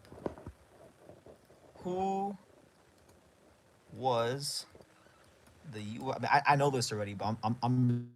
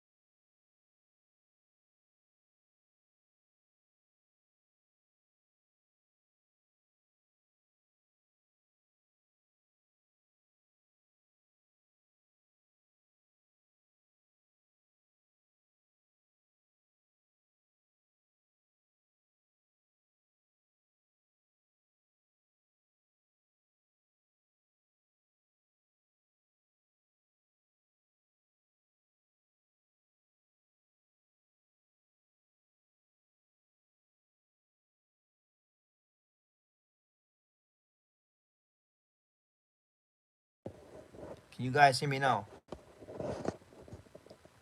Am I still muted? Oh my, how am I muted? Can you guys hear me? Okay, good. Cause Sean Zattel was just calling me actually. Cause Sean Zattel wants to call me. He's calling me right now, or he was calling me, and I'm sure he wants to talk about the fight, but I'll call him back in a second. But yeah, the point I'm making here is this. The point I'm making here is this.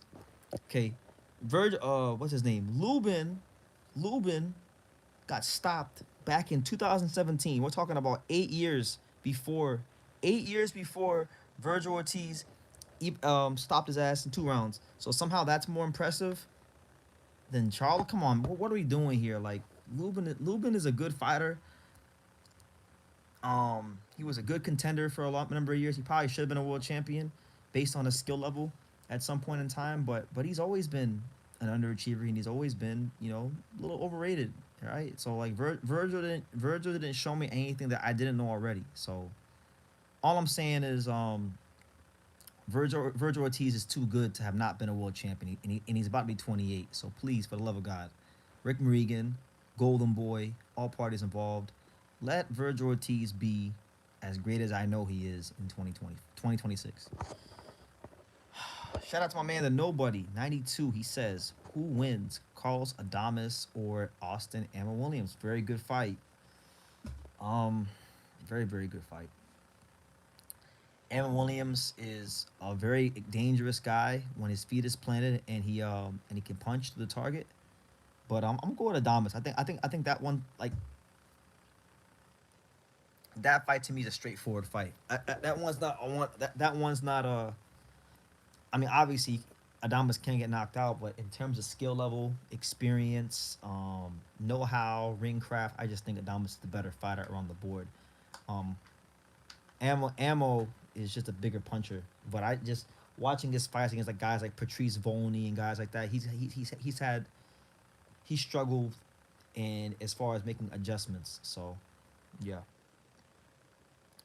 But listen, shout out to everybody here. I don't know how much long I got. I'm like what? I'm an hour and 36 minutes in. So I do want to return my boy Sean Zatel's phone call because I know he has a lot to say to me. But I'm gonna keep it going. I'm gonna keep it going for the fine folks that are here, making the presence known. Make sure you guys smash that like button. Smash that like button. We here, the untouchable True School Sports Empire.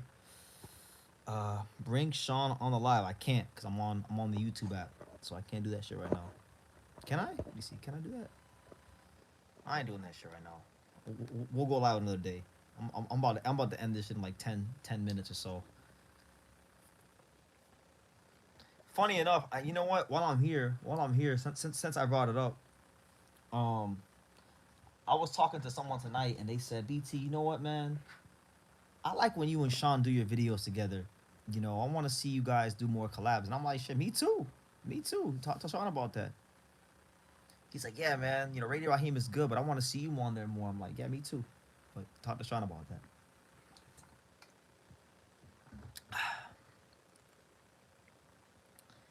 Man, y'all talking crazy. He said the boxing scholar said, "Shout out to Rick Glazer for looking like he smelt." Listen, man, I'm not gonna talk trash about Rick. Shout out to Rick, but I know not everyone likes him. Shout out to the GOAT BT. Shout out to you, champ. Good to see you. Yeah, man, Dalton Smith, the new world champion. In case you don't know, the new world champion. Super Matias exposed. Let's go on Twitter. Let's see what's going on.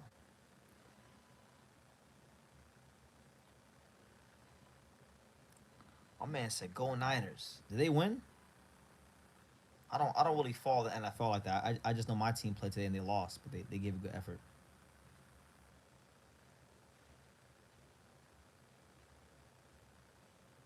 Yeah, there's a lot of fighters like that. A lot of fighters trust their chin too much, and then eventually their chin fails them. That's why, like the old saying goes, you can't.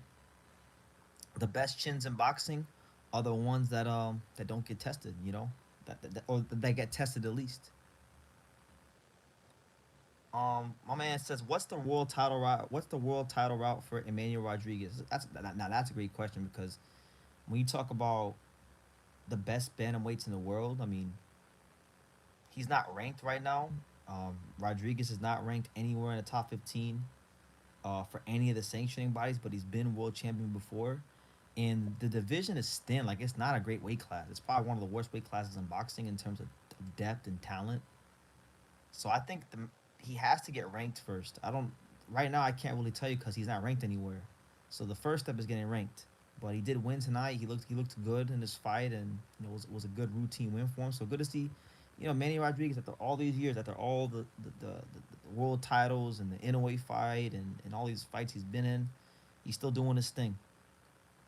My man Josh says that Emmanuel Rodriguez is going to be in the WBO rankings. So look, if he's in the WBO rankings, then I mean, there's a lot of good fights there for him. I was talking to my boy Daisuke Segura. Shout out to Daisuke, the great reporter from Japan, one of the best reporters in the whole fight game, and a good friend of mine. He was telling me that Emmanuel Rodriguez is insanely popular in Japan, and because of the Inoue fight, and a lot of Japanese fans still they they go ahead and they follow his career and root for him and things like that. So look, if he's willing to go back to Japan, I mean, I think there's very good fight. He could fight Yoshiki Takei. He could fight Riku Masuda. He could fight you know I would say Kazuto Ioka, but Ioka's probably gonna get a world title shot like really really soon. So I won't even say Ioka. I would say like a guy like Riku Masuda or Yoshiki Takei. I think those would be big fights over there. But if not, the Japan route, I mean, I think David Cuellar would be a good fight because it's Mexico versus Puerto Rico. So there's routes for him if he wants to go certain routes. Um, when is the Leo podcast? So right now, the next after I'm going back home tomorrow, and then I'll probably be home for like a solid 2.5 weeks, which I'm excited about because I like being home and I like being in my comfortable bed in my comfortable room. But after that's done, after my 2.5 weeks is done there, I'm either gonna go to Puerto Rico or I'll be back here in New York for T.O. Shakur. I'm not sure what I'm doing yet. But after that's done, after January 31st concludes, a day or two after that, I'm going to training camp with Angelo Leo for the Rice Salim fight. So I'll be in New Mexico for like roughly 16 to 18 days. So you can anticipate an Angelo Leo podcast when I go to camp with them. What are your thoughts on clinching in boxing? Dalton tied up Matias in the early rounds every time Matias got close. Yeah, he Dalton he adopted a little bit of the Liam Paul game plan, which I was really impressed to see because it shows that him and his team did their homework. It shows that they were diligent. Liam Paul, one of the reasons he was effective is because he was able to smother Matias and clinch to disrupt his timing and momentum as the volume puncher coming forward. And Smith did a lot of that, but he was a lot more aggressive when he found his openings because he has more firepower than Liam Paro. My overall thoughts on clinching in boxing is that clinching is part of boxing, and I think it's important as a fighter to know how to utilize clinches to benefit you, and it's also important to know how to work out of the clinch. And if you're fighting a fighter who clinches a lot, i.e., Devin Haney, then you need to know how to, not allow them to clinch so much so that you yourself can still be effective in your own offense and not have your rhythm disrupted all the way. But it's just part and parcel. It's just part of the game. You gotta know how to work in and out of the clinch. I want you to go to PR because we want the boy Zenazayas to win his fight with Boro. Yeah, I don't know what I'm gonna do yet. I wish I could clone myself and be in two places at once, but I can't. So I don't know yet. I'm gonna wait for the emails to come through from Top Rank and you know Magna Media and whomever accepts me. That's where I'll go. If they both accept me, then I'll have a tough decision to make. Off topic right now. Are you trying to learn Japanese? I got the idea today, and so a lot of people just listen to people talking it, and I don't see how that helps if I don't know what they're saying. Nah, I need to really discipline myself this year and really like buckle down on that because I really want to learn Japanese. Like a lot of people in my comment section this week, they got on my ass because they're like, "Oh, BT, like you don't know Spanish, right?" And this is gonna sound really fucked up what I'm gonna say, but I don't really have I do want to learn Spanish, but I don't have the same ambition to actually learn Spanish because number one, I already understand Spanish. It's just a matter of speaking it. But I actually have an ambition to learn. I have a bigger ambition to learn Japanese than I probably even do Spanish, because it's actually like I know like 5 words of Japanese. Like in Spanish, the people are talking shit about me. I don't know. Like I can understand enough to know. Um, and not even just that. I feel like if I learn Japanese, I'll probably become like a millionaire because then I could actually go to Japan and interview guys in Japanese. You know, myself. You know that's what all comes in. But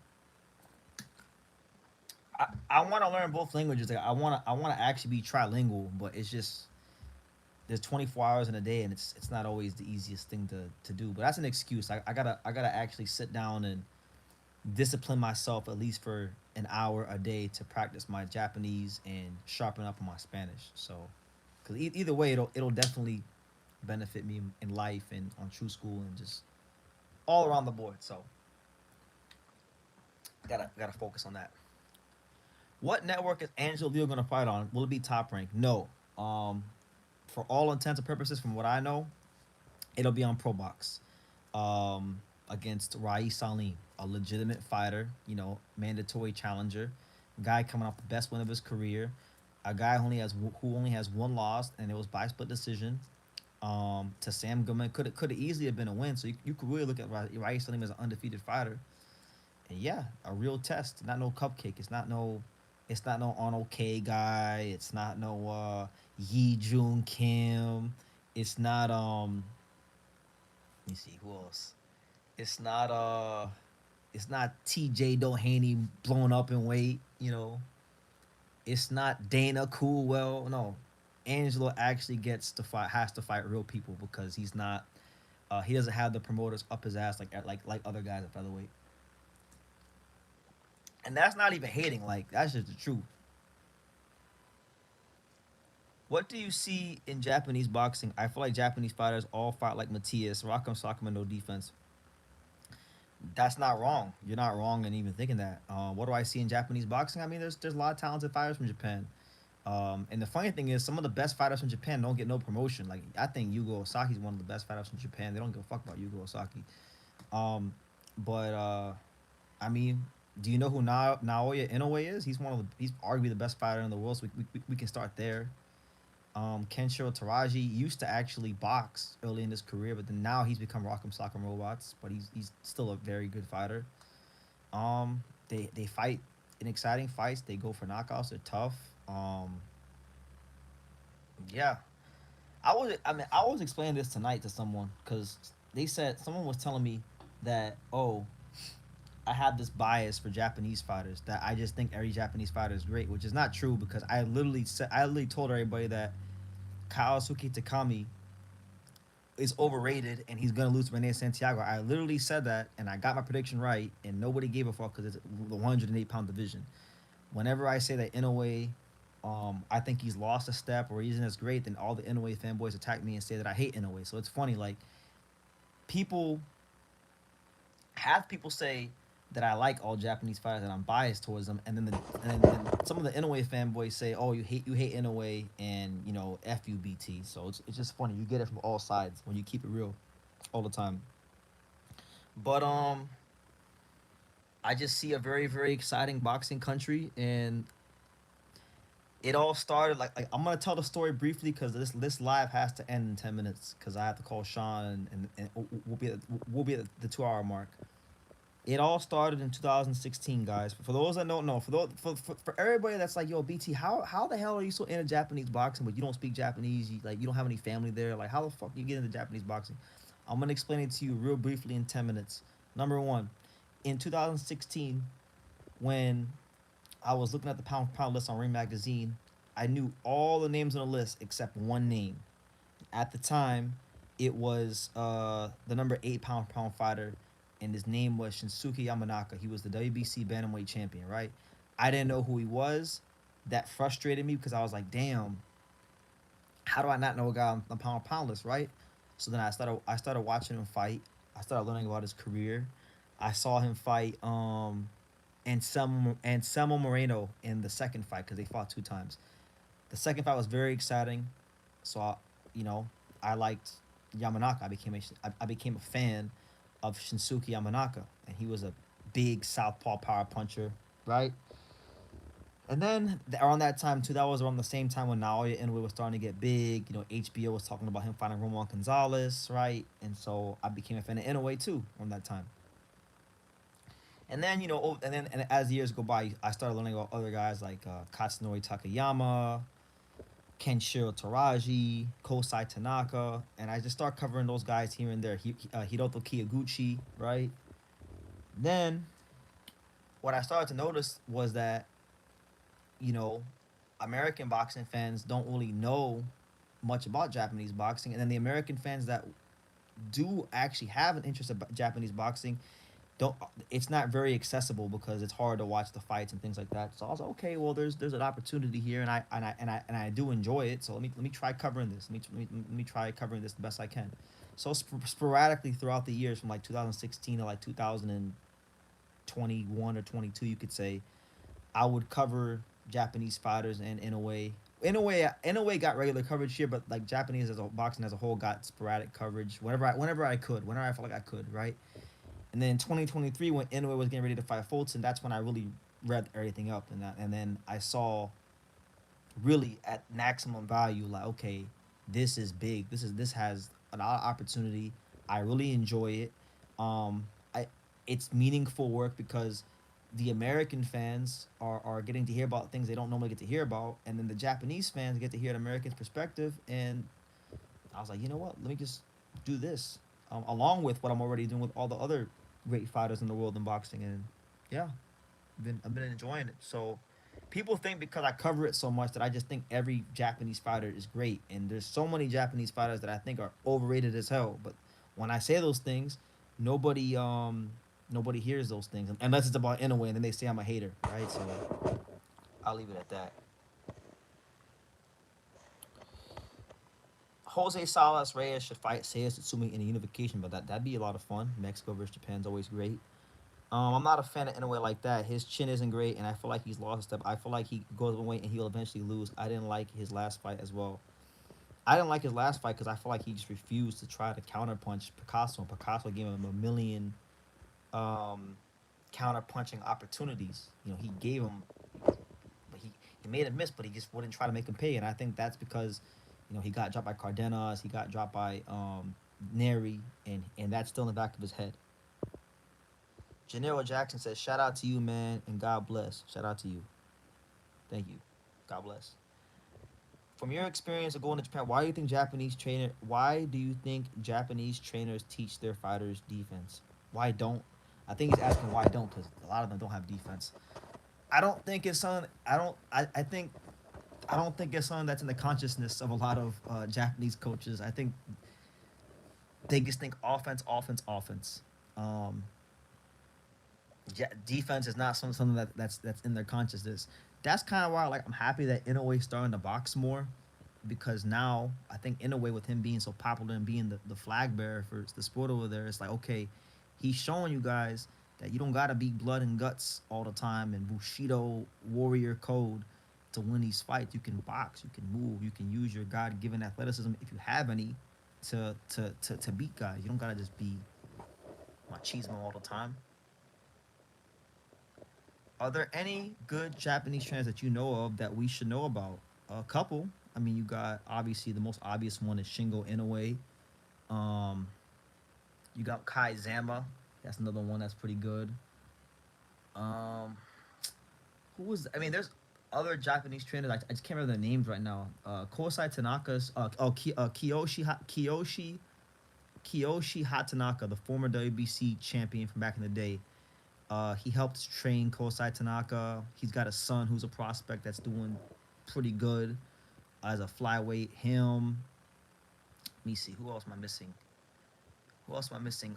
What's that guy's name? The guy that trained Sego Yuri Okui. I can't remember his first name, but the guy Moriyasu is his last name. Moriyasu. He trained Sego Yuri Okui to a world title. He fought Aaron Pryor back in the day for the world title. Aaron Pryor stopped him, but I can't remember his first name. But his last name was Moriyasu. He's a decent trainer. Um, who else is really good? The Tekken promotions fighters are not really all that great, so I wouldn't name any trainers there. Yeah, it's not that many of them.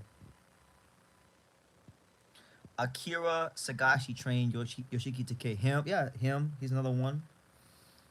What's that guy's name? I can't even remember. Utah. There's a guy named Utah. Utah. He trains Seiya Tsutsumi and a couple other guys. I like him as a coach. Yeah. There's good. Listen, there's good trainers everywhere in the world. Do you think Japanese boxing will become bigger in the next 5 to 10 years? Define what you mean by bigger, because as far as in their own country, it's always been big. They have always had their audience over there, and I think with Inoue,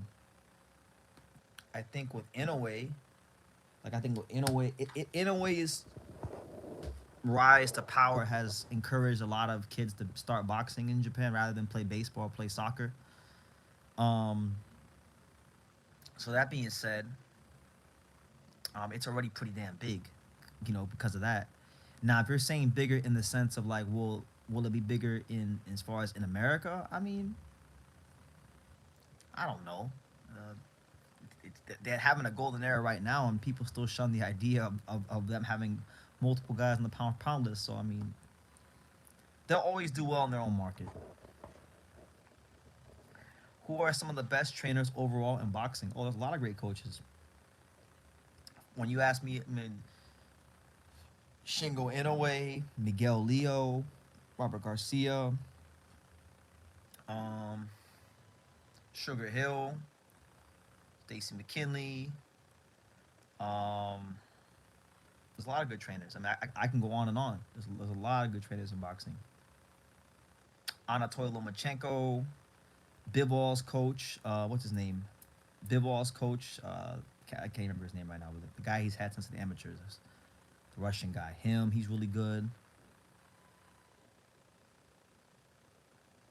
I mean, like smarter in terms of defense, like you said, and grow popularity across the whole world. That they're gonna have to be a lot less rigid in their thinking. And one thing about, um, I don't want to say everyone, I want to generalize, but many of the Japanese gyms and stuff, they're very rigid in their thinking, and they think like that their way is just the best.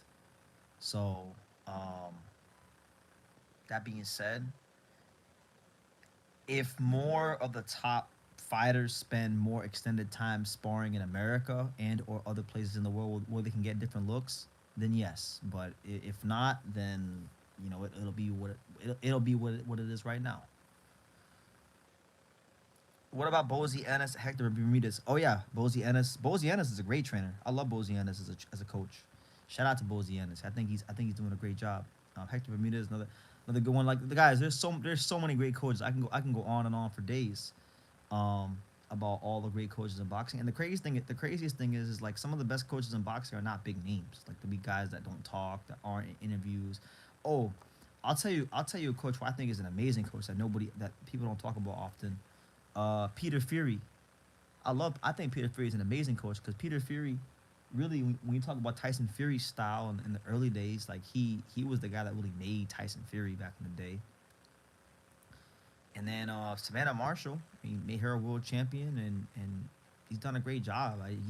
He's one of those trainers that he doesn't train a lot of fighters, so you're not gonna always hear his name or see him in all these interviews or it's not like that with him. But just a great trainer. I like Peter Fury a lot as a coach, and I hope to meet him one day. That's one guy I would love to talk to is Peter Fury. Barrera had a Japanese trainer in his camp. He did, and Rafael Espinosa actually has a Japanese trainer in his camp, or a Japanese guy in his camp. Because there's always this Japanese guy I see in his corner, so that's interesting. My man said Boots. Jerron Ennis is Rashidi Ellis 2.0. Oh my God. My man said Rashidi, and I like Rashidi. Shout out to Rashidi Ellis, good dude. Um, I think it's too early to say that. With all due respect to Rashidi Ellis, he never won a world title. He was never unified champion. So I think it's fair to say that for the time being, that Boots has gone farther and done more in his career, in the fight game, in boxing than Rashidi Ellis. That's what it is there. But guys, look, it's been an absolutely exceptional pleasure being here, but it is almost 4 in the morning, and I have to get some rest. And I'm probably gonna call Sean here for talking to him for a little bit, and I need to get some rest because I gotta pack all my stuff. Look, I don't know if you guys can see, but look, my room's a mess, right?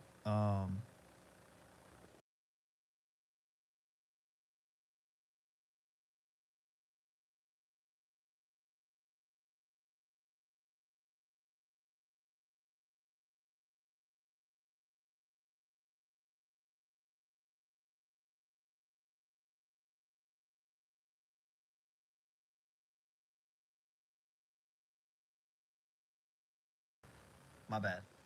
I muted myself on accident. I was saying thank you to everybody this week who supported the content and this live as well.